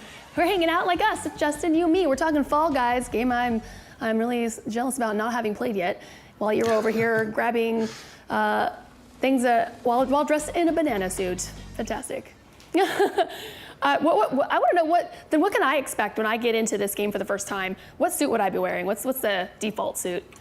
I think the default suit is just a plain jelly bean, but they do give you the wolf to start off. Okay. You might see them, and if you see a wolf, you pretty much know that they're a newbie, because they're gonna wear it. You know, I wore the wolf. Here's tail tag. This is the game I was talking about. Is this the one you said that you? No. Okay. Maybe. Honestly, it might be. I don't remember. But this is the tail tag. So you might see my strat. I might do my strat here. What I was mentioning before, where I run underneath that podium right there. But yeah, this is the game that had my worst moment. So I don't have a tail on me. I have to go grab one of those tails that those 3 guys right there have. Oh, so that's RNG. You just might spawn in with a tail, or you might not. Correct. Oh, correct. Wow. Okay. See, I just grabbed his and now I'm running. Did you grab it though, or did you just get it? Did it transfer just by bumping into him? No, you have to grab. You have to use RT. You grabbed it. R2. What would you give us some tips and tricks then for being successful? Let's say in this game mode for Fall Guys. I would say this game, don't chase people because you all are going the same speed. Touche. Well, he got lucky there, but don't chase people because you're all going the same speed. You're never going to catch up to somebody if they have a tail. So go opposite direction. So if you see a lot of guys running towards you, that's perfect. But don't ever follow somebody. So like I have a tail, I'm just kind of like dodging people, just kind of going. So here's my strat. This is what I do. I just stay underneath these little shadows, because to see how your camera's kind of like blocking things, the other people's cameras are blocking them as well. So they really can't tell if I have a tail or not. So I do this little strat where I just run around in a circle, and sometimes it backfires and sometimes it's cool. Chat, we got our running simulator. It has finally happened. It's here. For 30 seconds straight. So depending on your suit, is the tail change according to that? Because I see some different types of tails, or is it just that static tail and there's different ones and you just get what you get? That static tail, just a gold and yellow tail is what I thought I saw some really like fuzzy cute ones that look like foxtails. That were like wavy. Yeah, it's all gold and brown. So I just stole that guy's tail back at like 5 seconds. And I'm kind of like, oh, please don't come near me. No, I qualified. And you did it. That was stressful because someone stole my tail like 7 seconds, and then you got to scramble and like to get another tail back because someone takes it, you're eliminated. Yeah, what would be the best way to hold, and what's the best angle in Fall Guys to be able to see as much as you can to keep yourself optimally able to either make a move, make a play, or dodge? Honestly, I see a lot of people that keep their camera like tilted up where you're kind of looking down. I would say obviously it's not going to be beneficial. You want to pull your camera down. You want to get a nice level playing field, especially in those kind of maps where you need to be able to see other people around you to see who has a tail and who doesn't. Definitely use like a little level playing field type camera. This is a fun level. So the floor has a hidden path that we can't see yet. We have to find where the hidden path is that are static tiles. You're going to fall through tiles if you don't. It's like right there, we all fell through, so now we gotta respawn and find the hidden path, and it's first of 8 people to make it through. So this one's kind of stressful because you see me grabbing on the people because you want to because you can get bumped off, so you want to be like that. Just simply by start over. Oh my goodness. Just because it feels like you're walking on ice sometimes because you'll slide around and you'll get bumped. So I'm running here because I know the end's right there. And I qualified 7 out of 8. I just qualified. Very stressful. How many? So was 7th your last? Oh, hey, let's point this out. Jay McFly is shown right here in the game, but you also go by Hey McFly. Let's talk That's about Hey McFly was taken on PlayStation, so I had to use Jay McFly, which is like what I use on Discord and stuff. But yeah, Hey McFly is what I use on Xbox, and I actually use something different for Twitch and YouTube, but we'll get to that later, I guess. Okay, yes, and I wanted to ask you about your YouTube. You do a lot of that as well online. Yeah, right when the quarantine started, I kind of got into that and started recording videos of gameplay videos. I think I have a series on Deliver Us the Moon. It's an Xbox game that was on Game Pass. It was really fun. I also did a challenge where I did a push-up challenge where I had to play 4 different games, and based on I played a Forza Horizon race. Whatever place I got, like times like 10, I had to do push-ups. If I got 4th place, I had to do 40 push-ups. And then I played like Halo. If I got a certain amount of deaths, I had to times that by 10 and do that many push-ups. And then I played PUBG, where if I whatever place I came in, I had to do times 2. And that one was pretty brutal because I ended up coming like 50 something and had to do like over 100 push-ups in one sitting. So it's a good video if you want to check it out. It's push-up challenge on my channel. What's your channel? Sergeant McFly, SGT McFly. SGT McFly. So decided to go the military route on that instead of just the Hey or J. Any particular reason on that, or was it because Hay and Jay were taken too? No, I just wanted to kind of get that military aspect to my channel as well, because I love being in the military. I love being, I'm a gamer, and anytime I can make the two coexist, that's amazing. Yeah. And so then what would you say, because for yourself personally, as an airman, your free time you're gaming, you on your YouTube have SGT as for Sergeant in your handle for your YouTube channel. What other ways are you doing to try to mesh a little military in for the public consumption as to what you're doing in gaming? I try to make an impact on every base I go to. When I was stationed at Langley, me and my buddies, the guys that I play with now, we decided to get together. Hey, let's make tournaments, on-base tournaments for other guys in the dorms and stuff we can't get around and play. So we decided to put together a Halo tournament, and it was pretty fun. So just getting the younger airmen involved and stuff in gaming it's always great. Yeah. Oh. Well, yeah. You just noticed I got a crown there. Yeah, you won. I got the W. You just right. casually slid in and won. We were just like, yeah. That's a win. The banana won. Who would have thought? That's right. He pulled through. Yeah. To close that out, I want to ask you one last question regarding kind of what you just said with. You said getting in the younger airmen into just kind of a community aspect with you all. How important do you feel that is for installations to be able to have that camaraderie amongst the airmen? I feel like it's super important because a lot of airmen, they don't have anybody around. They're staying in the dorms by themselves. So anytime a base can get these things, because a lot of young airmen, they like to game. They like to play their systems, their PCs and stuff. If you can get them out of their dorms, get them not like off-base partying and doing all that other stuff, and get them like doing stuff they actually like and love, there's nothing better than that than getting them comfortable being at their new base, surrounded by new people at their work centers. And it gets kind of scary going from your basic training to tech school and getting to your new base where you might not know anybody except the people you work with. So a base, I would say a base, it's either the base leadership needs to do that, or people like me and my friends who took it upon ourselves who love gaming to organize something together and go to like those big organizations that are on base for the airmen and stuff to get that going. Yeah, I see little by little popping up, like yourself, parties trying to bring up within the military and doing some fun gaming activities or tournaments, and seeing that come up, and it'd be great, like you said, to have more of that officially on the installation. So hopefully, fingers crossed for you that we're gonna get that. That's gonna come about. I hope so. Yeah. Well, Justin, thank you so much for hanging out with us and talking Air Force life and gaming. So again, I know we talked a little bit on some of the things. Let's just rehash one more time. Where can everyone find you? So you can find me on YouTube and Twitch. I'm going to be Sergeant McFly, SJT MCFLE. So come hang out. Love to have you. Thanks for having me, guys. Oh, you're the best, Justin. Thank you so much for showing me Fall Guys. I'm really pumped. I can't wait to play it. And thank you for your service, of course. Of course. Thank you. All right. Well, just like everyone else, airmen have been adjusting to life during COVID. But if you know airmen, they aren't going to be staying inside and, like Justin said, tending their sourdough starters. Not like Justin said, but airmen in the USA and around the world have been stepping up to help in the fight to keep us safe and healthy. Take a look.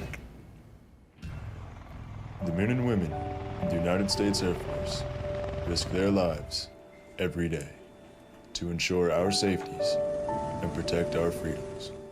In the face of a new danger, that risk is greater than ever before. In these difficult times, we would like to recognize those men and women who put themselves on the front lines of this new battle. Thank you. I actually was working a donation group with a couple other coworkers for the local Yuba City area. One of the surgeons out here at Rideout reached out to us, asked us if we could do a couple intubation boxes for him. We wanted to see another way that we could give back, so we actually reached out to a couple other local hospitals like Roseville and Kaiser Permanente, and we reached out to a couple fabrication shops, and they were able to cut the plexiglass pieces that we need, and we were able to build these intubation boxes that they need.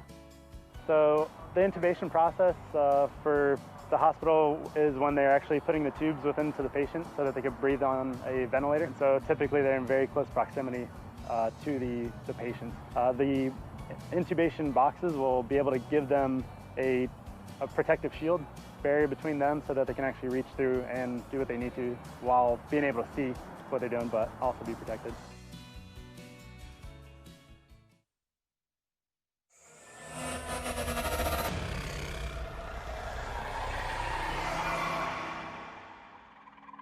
The EpiLab is the sole DoD reference lab. We receive samples from all throughout the DoD. We take samples that would normally cost a lot on the civilian sector, and we do them in-house here at EpiLab to save the DoD money overall. We do all of the IMR testing for the Air Force, so we are able to make sure that our deployers get out the door because those tests are required for them to deploy. And then with the pandemic, I can't express how important EpiLab has been. Extremely flexible. It's been crazy since March, and it didn't really start slowly. We went from 0 to 100 really quick. So within 12 hours, we were stood up for 24-hour operations. EpiLab has tested around 25% of all the DoD cases. As of today, we've done 105,000 tests. The days have been extremely long, to say the least. Getting so many samples in a day, trying to extract them all. We're trying to get a 48-hour turnaround time for patients to make sure that we can get them cleared and going and everything like that. Running 12-hour shifts at a 24-hour operation right now, it's been a lot of work. So the job I'm doing right now is the manual extraction for the COVID test. What we do is we get samples and we break it down to just the RNA sample, and then we put it with buffers and lysis, and we put it on an analyzer to see if we can get the 2 targets that show if it's COVID or not. So I am the general supervisor over the automated molecular diagnostics section. So my job is to verify the performance of the high throughput COVID analyzer. When they hired me, I was going to be in charge of the gonorrhea chlamydia testing. Then the pandemic happened, and all of a sudden my job is coronavirus testing, and it's been really fast, a little bit stressful, getting everything up and running, getting the results verified so that they're precise and accurate. I was amazed to see that with EpiLab. I have worked in private sector laboratories for 10, 12 years, and coming here to the Air Force was a culture shock for me at first. I was just amazed that when the pandemic started, the Air Force was able to bring people from other sections and train them and get everybody, they call it getting spun up. That's really, it's like a whirlwind of information, and people just hit the ground running. They're running the testing, they know what they're doing. I'm so impressed by the Air Force and the EpiLab. I'm just proud. I'm not only, for what we've done for the DoD, but just for the technicians and the people that work in this lab. Just proud of them for being so flexible, just doing whatever needs to be done, and people are just going really out of their way to do whatever needs to be done to keep this mission going. My team's fantastic. We have contractors and civilians working on the day shift, and then our night shifts. Our night shifts are the real stars. They're here from 8 p.m. to 8 in the morning, running samples all night long, just putting them on the analyzer and taking them off and certifying them for around the world. I've heard that the work that we do and all the specimens that we get, they're clearing people to go back to work. They're keeping people safe. Maybe they didn't know they had coronavirus, and now they do, and they're able to stay home and protect other people. They're testing people who are going to go on deployment. So I think what I'm doing is far-reaching. It affects people's lives.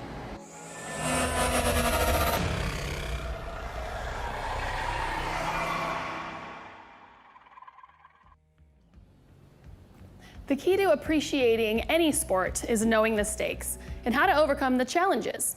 So there are lots of ways to play Call of Duty multiplayer, so we wanted to sit down with someone who could give us some tips and tricks on how to execute a well-played game of Warzone. So with me now to do just that is Staff Sergeant Courtney Touche, aka Phoenix CBR from Lackland Air Force Base. Hello, how are you? Thank you for being here. Hi, thanks for having me. I'm happy to be here. Yay. All right, well, so now I've got to ask you, what do you do in the Air Force? What I do in the Air Force is a non-destructive inspector, so I use non-evasive materials to basically inspect cracks on the aircraft or any components that are used to fix the aircraft. Fancy. How long have you been at this job? I've actually been there for 2 years now. I was a training manager before, so I was the one kind of like helping like Alyssa, people like her who wanted to cross-train into other things, so I know a little bit about that. But yeah, like a lot of people know NDI like as far as X-rays or fluorescent penetrant, mag particle, things like that on how to inspect. Okay, I was gonna say, if the camera could see my face, I'm like this, like, I don't know what that means. You said a lot of big words. So basically, I X-ray the aircraft is like one method you'll know on ways that we do our job. I'm such a noob. I'm sorry, Courtney, but thank you for bearing with me. I want to just know everything that is, the life of an airman and what it entails, because there's so many different jobs, and you, as a person of yourself who's helped people transition to different types of jobs, you know that yourself, how there's just an elaboration of jobs. Yeah. So actually, now that you mentioned that, so because I was a training manager before, I did that for about 10 years. I've actually been in the Air Force for about 15 years. And I love helping people. So anybody who didn't feel like they were in the right career field, I would be that person to assist them in what they needed to do in order to go to the new career field. So that was a great job. Did it for a long time, but then I found myself kind of, wanting a new change and pace, and, wanted to chase down that active kind of, day to day. So that's what I did. I went ahead and 2 years ago changed my career field to NDI. Wow, 15 years, Courtney. Are you going for retirement? Absolutely. Yeah, that's it. I'm in it for the long haul, for sure. Yeah, you're almost there, right? You might as well. And well, all right. So with you, as well as Justin and Alyssa, you also have some great gameplay pre-recorded. So for those living under a rock, explain to us Warzone. Okay, for those who've never played Warzone before, basically it's another Call of Duty game mode where it's a battle royale and you're loaded in against 150 people. So I play a solo match, and so I have 150 opponents where you try to be the last to survive, pretty much. All right, last to survive, that's right, because that's kind of the theme today. It's Battle Royale. I just realized that because, like I had said earlier, I've never played Fall Guys, and so Justin had explained it's similar to a Battle Royale situation, and here we are. Yeah. It's Battle Royale. Would you say that that's kind of your favorite game type? Yeah, definitely. So I gave it to Justin because I've played Fall Guys and it definitely makes me rage. And you can't hear anybody. You can't let them know that you're irritated with them. So for Fall Guys, it's you're against everybody. There is no team. At least with this Battle Royale, you can jump into a duos or a quads and try to work together. But solos isn't my usual thing, but I do have some gameplay for solos. All right, yeah, well, let's see how you did, because you said you don't usually do solos, but I have a feeling this one's going to be a good one, isn't it? Little spoilers, maybe? So it's going to be okay. It's going to be okay. You did your best. I definitely, I did my best. I couldn't clutch the win. I'm going to let you know now, but I get close. I get real close, so... this is me jumping in the map. What's really cool is, so I was at a base where they have these C5 aircraft. So seeing inside of it's really cool how realistic the game kind of got it as far as jumping out of a C5 or a C-130 like this. This is more like a C-130, but yeah, wow. It's pretty interesting. So this is me looking at the map, trying to figure out where I want to go. I had a friend tell me that Dam's the place on solos, so I went to the Dam.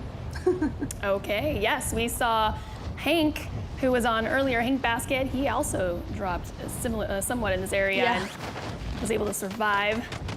Yeah, so the first thing I usually do is I want to plate up, I want to get my shield on, and then also pick up the gun, any gun that you can get your hands on before anybody else. But I didn't have a chance to here, so you'll see I just had to use the pistol that they dropped me with and You're just prevail. better. he just wanted to be sneaky, and I wasn't going to have it, so... But yeah, finally found a gun, and then it's gonna get pretty slow. So there's a guy over at the fire station right across the street who wants to sit up in the tower and try to get as many shots he can. So you'll see me for a while kind of looking at the window, looking out at him, seeing where he's are you gonna run? Are you gonna come near me? Because you can see where the zone in the little mini map is. We need to go north west, so I'm waiting to see if he's gonna push out. He doesn't really, so it's a little slow at first, but I try to put some shots into him, but with that gun I'm not very prominent with it, I guess you could say.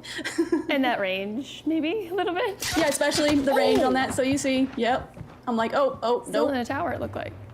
Yeah, and I'm trying to get a little different angle on him. So another thing about this game is angles are kind of everything. So sometimes they'll have a better view of you than you have of them. So I'm kind of just peeking. You'll see me get kind of middle window. I'm using the window that's not cracked because he can't see very well, I guess, in there. you know? So I'm just kind of like waiting, like, come on, man, like you threw some shots, you gonna finish this? Or you know I don't have many loot here, you know, I don't have much loot, so. You feeling he has more than you at this point? Is that why you're not yeah, pushing him? absolutely. That fire station has way more loot than this one little building, so I'm just waiting to see if I can at least grab some shots for him running across the street, but he stays there for quite a while, so. Do you have that down yet where you can actually get up on cover but angle out, make that lean? I try. I feel like I haven't really got that down yet, but I'm trying. I'm trying to work the angles a little better. That's something I've been working on recently more than ever. I mean, I used to just be a pusher. Like I would just, you know what, let's go for it, you know? So you don't do that and then anymore? I get myself in trouble. Oh. no, especially in the solos, I was like, okay, let's make this game last as long as I can. So this is my technique. I guess I'm just gonna go and pretend like I jumped off, but I didn't really, because you know, I could parachute down and there's gonna be a lot more loot at the bottom of the dam over there. But I'm like, I really want this guy, so I sometimes just get so focused on that person who is like messing with me that I stick around for a while just kind of waiting, like, is he gonna jump? Is he gonna try? The guy never pushes me. So it's kind of awkward. It's an awkward moment, but it'll get better. Will it, Courtney? I'm just kidding. I hope so. I sure hope so. You're the only one that knows. We're gonna find out. Well, Call of Duty, Warzone's kind of your jam, isn't it? You're kind of a little mini expert on this game.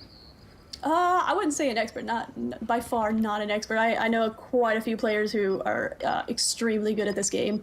So that's why I usually run with somebody who I honestly like to run with somebody who I can kind of learn off of, you know, but that, and then like Justin was saying earlier, this game is mostly just my unwind time. So when I get out of work and I just want to unwind and relax and just, you know, hang with the boys, I guess you could say, or the girls, this is what I do. I get on and I link up with people that I enjoy company with. So I've met so many people through Call of Duty or any game that I play that, you know, I enjoy the company more than anything, and just talking it out. So a solos game, I'm not gonna lie, it's kind of quiet. You're kind of on your own. You get frustrated because you get killed quite often. You get third party. Like if somebody hears shots, they're gonna come from the side, third party you know, and you just get real frustrated. So I would say this is definitely not unwinding right here. Yeah, that's what Alyssa was saying earlier as well about third partying, essentially being the strat there within these battle royales is just kind of wait for those shots and then just kind of come in and say,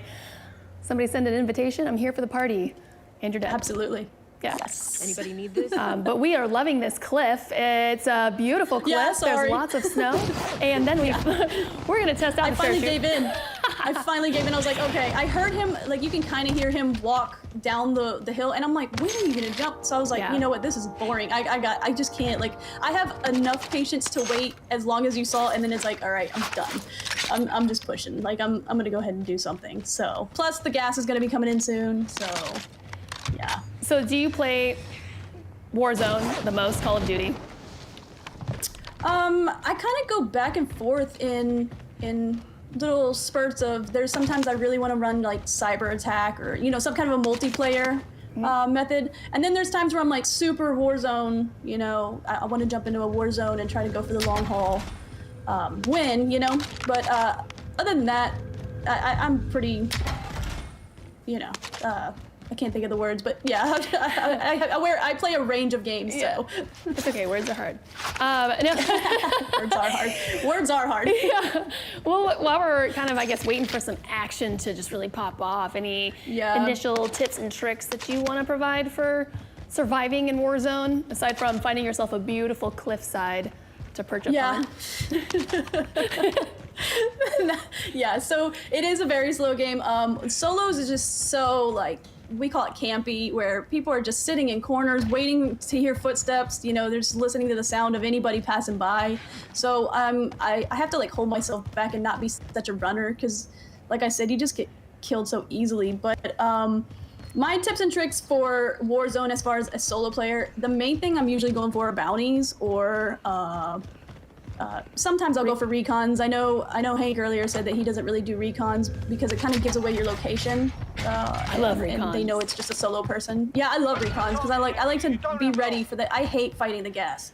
I hate it. That's like my worst enemy is the gas. It really can be though. The gas, you could be just trying to fight the gas, and then you get that's the person you're fighting, and then another person is the third party. Yes. You know, so that's you can't fight the gas. Yeah. You can't. Like there's You'll no always fight lose. back. So the gas is gonna eat you alive.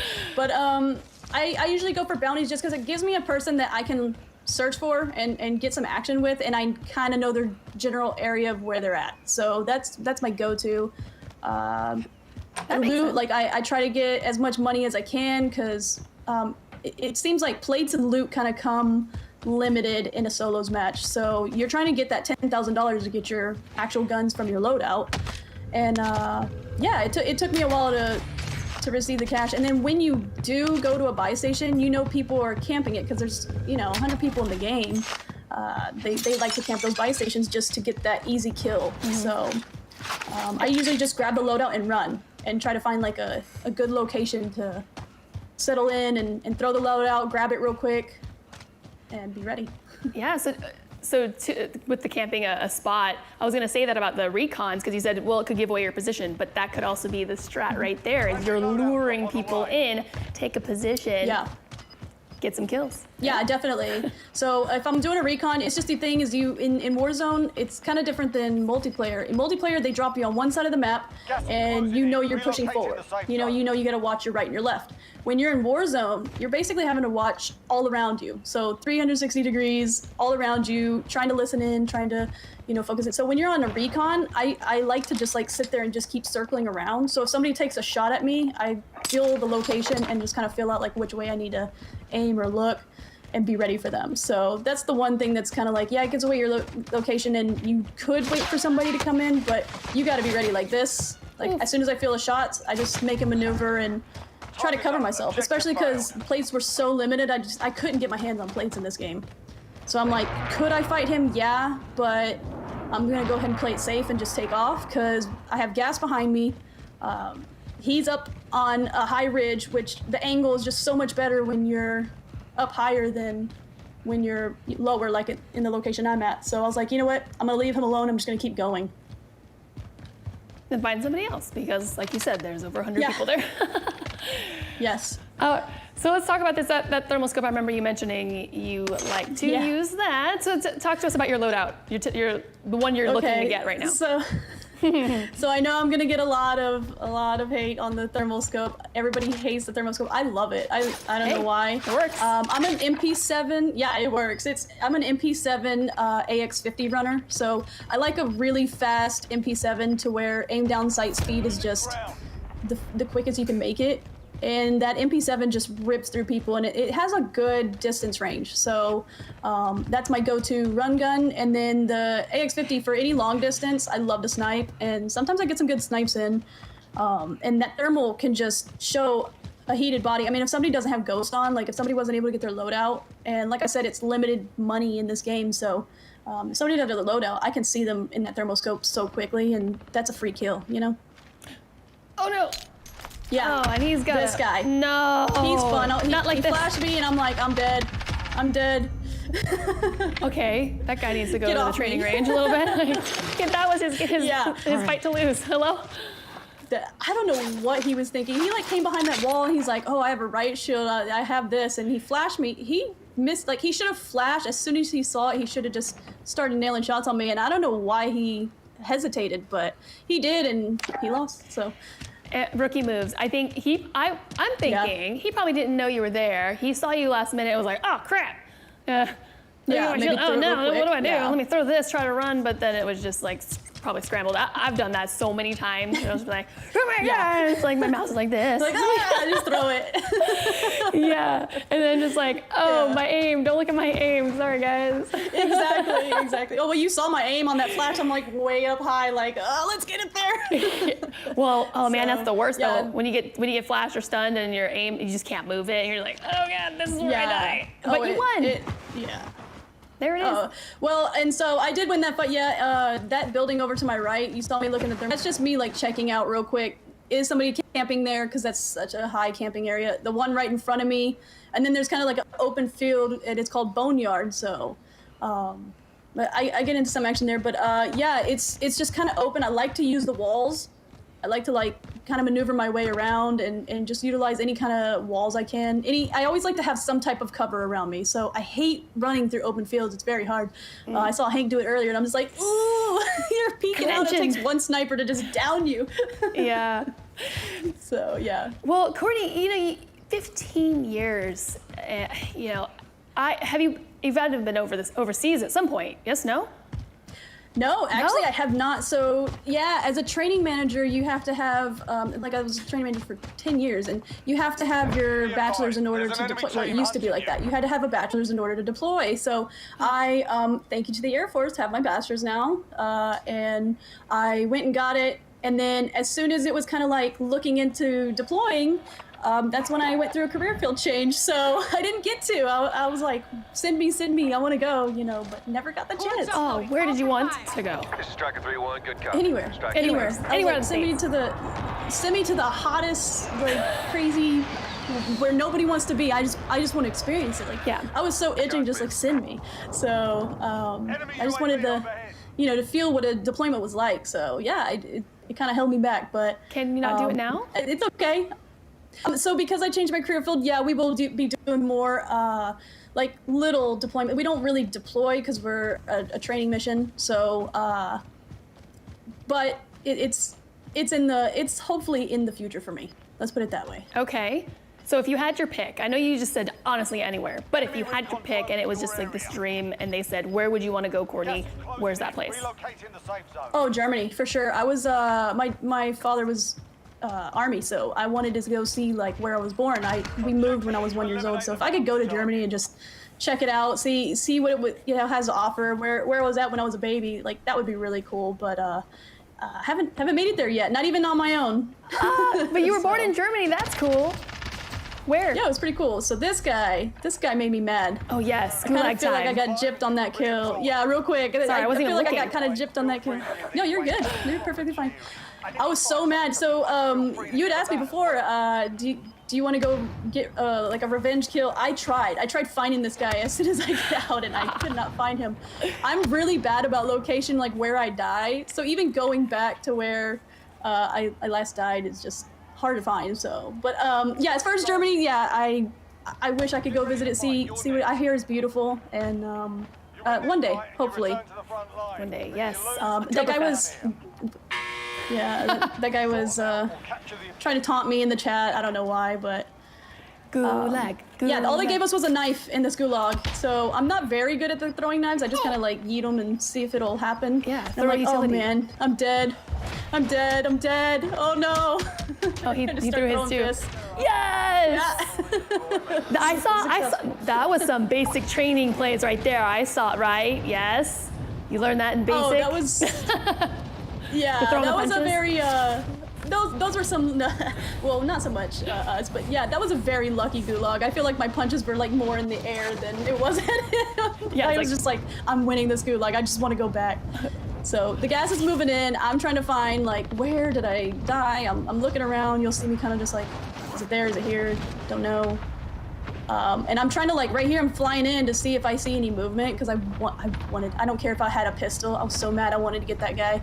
I had just gotten my loadout. I was happy with it. So, that's the worst.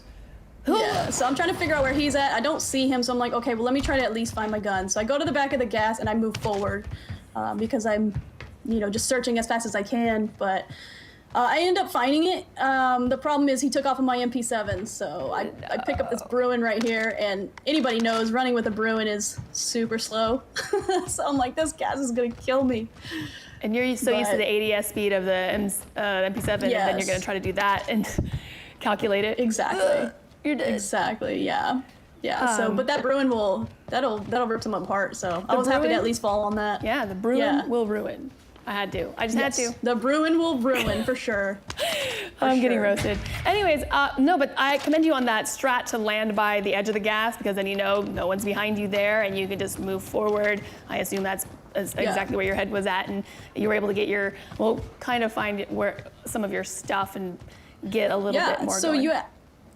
you see me find my stuff, and there's a pistol there, and I'm like, I should have grabbed that pistol and ran with it, because the guy left my loadout. So you'll see, like, I picked up my loadout again that I had bought earlier, and I'm just like, okay, I need my MP7, so I need to get in the gas and try to find a place to throw this thing without completely giving away location. I'm like, whatever, I just need my MP7. So I should have picked up the pistol and ran a little faster, but I'm just looking for him, and I see kind of a guy right there. I don't think it's him, and I'm like, you know what? I'm going for my MP7. I'm not even gonna mess with this guy, so long game plays. I hate vehicles. I almost never get in a vehicle because they're death wish, but you know. You gotta do what you gotta do, you know? Desperate needs right there, for sure. So I'm like, let me go in the hills, let me throw this loadout, yeah. Yeah, you don't think someone's already there? In my head, I'd be like, someone's totally camping up here. Clearly not. Oh, yeah, for sure. I was lucky, I'm not gonna lie. Yeah, and then that car kept going and going, and I'm like, please don't run over me. Don't make it that game where, because the car will run over you and it kills you, and you're like, what? I wish it was that game. I'm sorry, Courtney. I was loving it. You wouldn't have given it to us, though, if it happened. I know you wouldn't have. But yeah, your loadout. Okay, so right now, your loadout, that feeling of just, you need that MP7. How is that, that desire also maybe with gaming in your life as an airman? And I mean, you've done 15 years so far, you're going for the long haul. Gaming seems to be quite important for you to keep you, like you said, de-stressing. Yeah, so it's funny because I say it at work, I'm a closeted gamer. I don't tell many people I game, and I actually stream too, so it's funny because I didn't really mix gaming and work until it came to the Air Force Esports. So they've kind of opened that up with me, you know, helped me, you know, range out and feel like, hey, there's a lot of people out there that are like legit gamers. I didn't realize there were so many, so that are military as well. Yeah. But yeah, it's pretty cool. The community is really awesome, and I've got to meet so many people that I never would have crossed paths, never would have known they were gamers, you know, and it's just crazy. So yeah, I feel like I feel like really lucky that I got this opportunity and got to meet so many people that also game, and we can talk about that. So as far as like at work, not many people, like maybe the closest people to me know that I game and whatnot, but usually it's just like what I do at home, and that's about it. Well, now we're gonna blast this all over your installation, and they're all gonna find out. Oh, thank you. We're gonna tattle on you. Thank you. And we're gonna force you to make more friends, Courtney. That's fine. I'm starting to get more comfortable with it, so that's great. I hope y'all do. I really do. Yeah. But right here, I'm in the trees, just kind of like looking around, because like you said, there's so many campers in the trees, and I'm just kind of like, all right, there's, you know, quite a few people, like just enough to where this circle's so big for those few people. Where could they really be hiding in this open area besides the trees? So I'm just like looking around with my scope, and just trying to find any kind of like bodies that might not be ghosted, or just any kind of little movement. I assume you're ghosted. I am not, actually, because that was my second loadout to get my ghost. So I usually drop a loadout for double guns for overkill, and then I drop my second loadout for my ghost. So you see right here, I'm like, oh, I see you. You know, he's not ghosted. And I'm like, okay, well, I know he's gonna have advantage at the top of the hill, but I have no plates, you know, so I gotta do what I gotta do. I'm just gonna have to like kind of sneaky wait to hear him. Really wait till I like hear his sounds and just try to take that angle on him. So back in the day, I used to be just like, oh, let me just go at him. And this time I'm just kind of trying to take it slow. And he's using that tree really well. Yeah. I see him plating, so I'm like, let me take some shots. And then I'm like, okay, let me change my angle just a little bit. He threw C4, missed. I'm like, okay, how about that? Peekaboo. How about that, buddy? I mean, I just wanted to return it. Thank you for the Here we go. reminder to use it. I just wanted to give it back. Here. Take it exactly. I'm a giver. You didn't make the package to the doorstep, buddy. This is how Amazon does it. Yeah, gotta get them drones right to the doorstep. Yes. Only 4 enemies remain. You know what to do. So only 4 enemies remain, and this circle's huge for 4 people. And I'm just like, okay, let me get in the gas area. Let me try to get some cover, because this field is just way open. I see the loadout. I could get ghosts from it, and that would help me for in-game. So I'm trying to like, but I know somebody could be camping that loadout. So I'm just trying to like flank around, use the outskirts of the map, and really just try to work my angles instead of just rushing in. Clear it. What's that called in military? Like what you're doing right now, you know, this idea of clearing the behind you and making sure before you just bum rush the spot. Oh, you would ask. Yeah, just intel, I guess, taking some intel before I just run in, you know, so. Just words ask. are hard. So you need to wait till a person of a certain rank probably gives you approval, or the same. Yeah, absolutely. Okay. Yep. Follow the officer's orders, you know. So. Can you? Just waiting for the go ahead. Yeah. But, in solos, it's a, oh. What's happening, No, Courtney? it's a four-wheeler. Yeah, Okay. and at first I kind of went back. I was like, wait, is it? But no, it's just a four-wheeler. But a lot of people like to camp behind them because, you know, the four-wheeler will take the damage instead of them. So I'm just kind of rechecking, like, see if he's laying under it.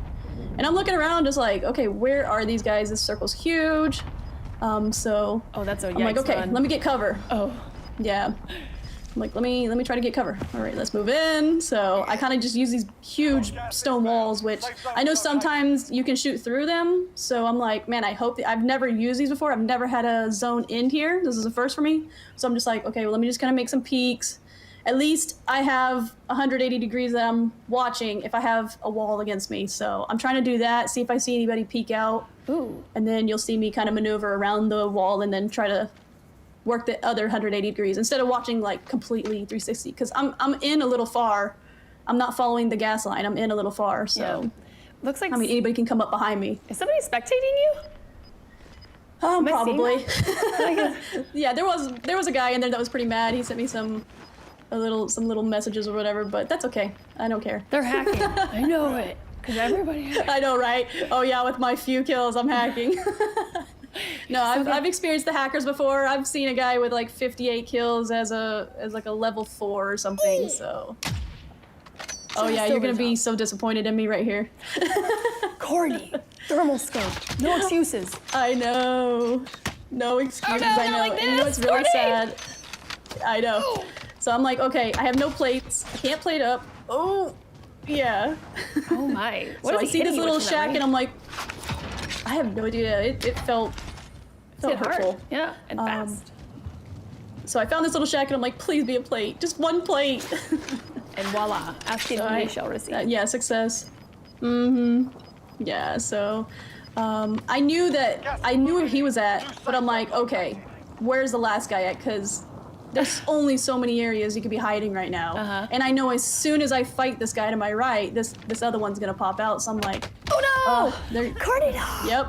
Not in the booty. Yep. So you'll see me kind of like, so a lot of people get scared and like actually going in the gas. I'll take it to the limit and just kind of utilize it sometimes if it kind of hides me a little bit. But smart. You can see that definitely hurt me a lot. I have no plates, no shield up. But yeah, so broken down, and I'm just trying to sound him out. I'm trying to look under the vehicle, see if I see feet. And I keep thinking, where's that third guy? Where's that last other one? You know, because they're not shooting at each other. So I'm just wondering, like, where is he at? Is your heart racing So right now? I keep looking left. Yeah, and that's the thing with Warzone is that your heart starts racing, and at the very end you have to tell yourself, okay, if your heart races and you go in too quick, like, you're gonna be too excited and you're not gonna clutch up. So I just try to calm myself in these moments, and so I keep checking my left because I'm like, this guy's gotta pop out. He's gotta pop out, and then finally, they fight. One decides to push me right there. And you see me miss my shots, and I'm like, no! So I went ahead and spectated. I'm like, of course he has an Origin. Of course he has an Origin. He just walked right This to guy's you. running an Origin and a Bruin. In the open. He was just like Fall Guy character, just waddling on over across the street. How did he not get punished for that? Yes. Oh man. I know. Wow, Courtney. I was so mad at myself. Yeah. Top 3. You did better than Hank. Don't tell him I said that. All right. Well, anyways, Courtney, thank you so much for hanging out with us and chatting Air Force life and gaming. Where can people find you? Yeah, I really appreciate y'all having me. You can find me on Twitch, Phoenix_CBR. So definitely come by if you ever have any questions about the Air Force or just any one-on-one tips you need for Warzone. Yes. All right, Courtney. Well, thanks again. And of course, thank you for your service. All right. Absolutely. Yeah. Now, in the weeks leading up to this show, our team got to see our airmen in action on Call of Duty Warzone. And something that stood out to us was how the airmen who had previously never played with each other efficiently and effectively communicated with each other. And we were talking about this a little bit earlier, I believe with Justin, on communication and how key that is. We discovered that that comes from the extensive training they do to stay sharp and ready. So here's a little bit more on that. Check it out. So shoot, move, communicate training is basically exactly that. Shoot, moving, and communicating. In security forces, communication is key, because we don't want to ever have friendly fire or, get mixed up or somebody get lost in the fray. We lay out structures here, and we have our guys move as two-man teams throughout the course, shoot, moving, and communicating the entire time. The shooting comes in when somebody needs to move and they need cover to do so. So that suppresses the enemy so they can move safely. Went great. I think a lot of our younger airmen, they embrace it. The motivation was there, and I think they took a lot away from it. I think this training was definitely beneficial for me and for the rest of my team. If we ever come into a situation where we do need to use shoot, move, communicate, practice definitely makes perfect. We have cops on the ground that are protecting property, assets, and personnel all the time. And we train vigorously to make sure that we can do that on a day-to-day basis. No matter what scenario we're thrown in, we'll be good to go.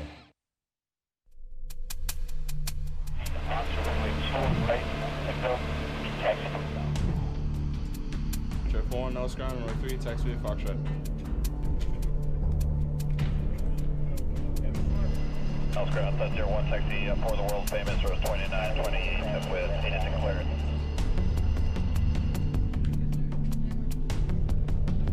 Space Bravo, space maintain, be a back exchange.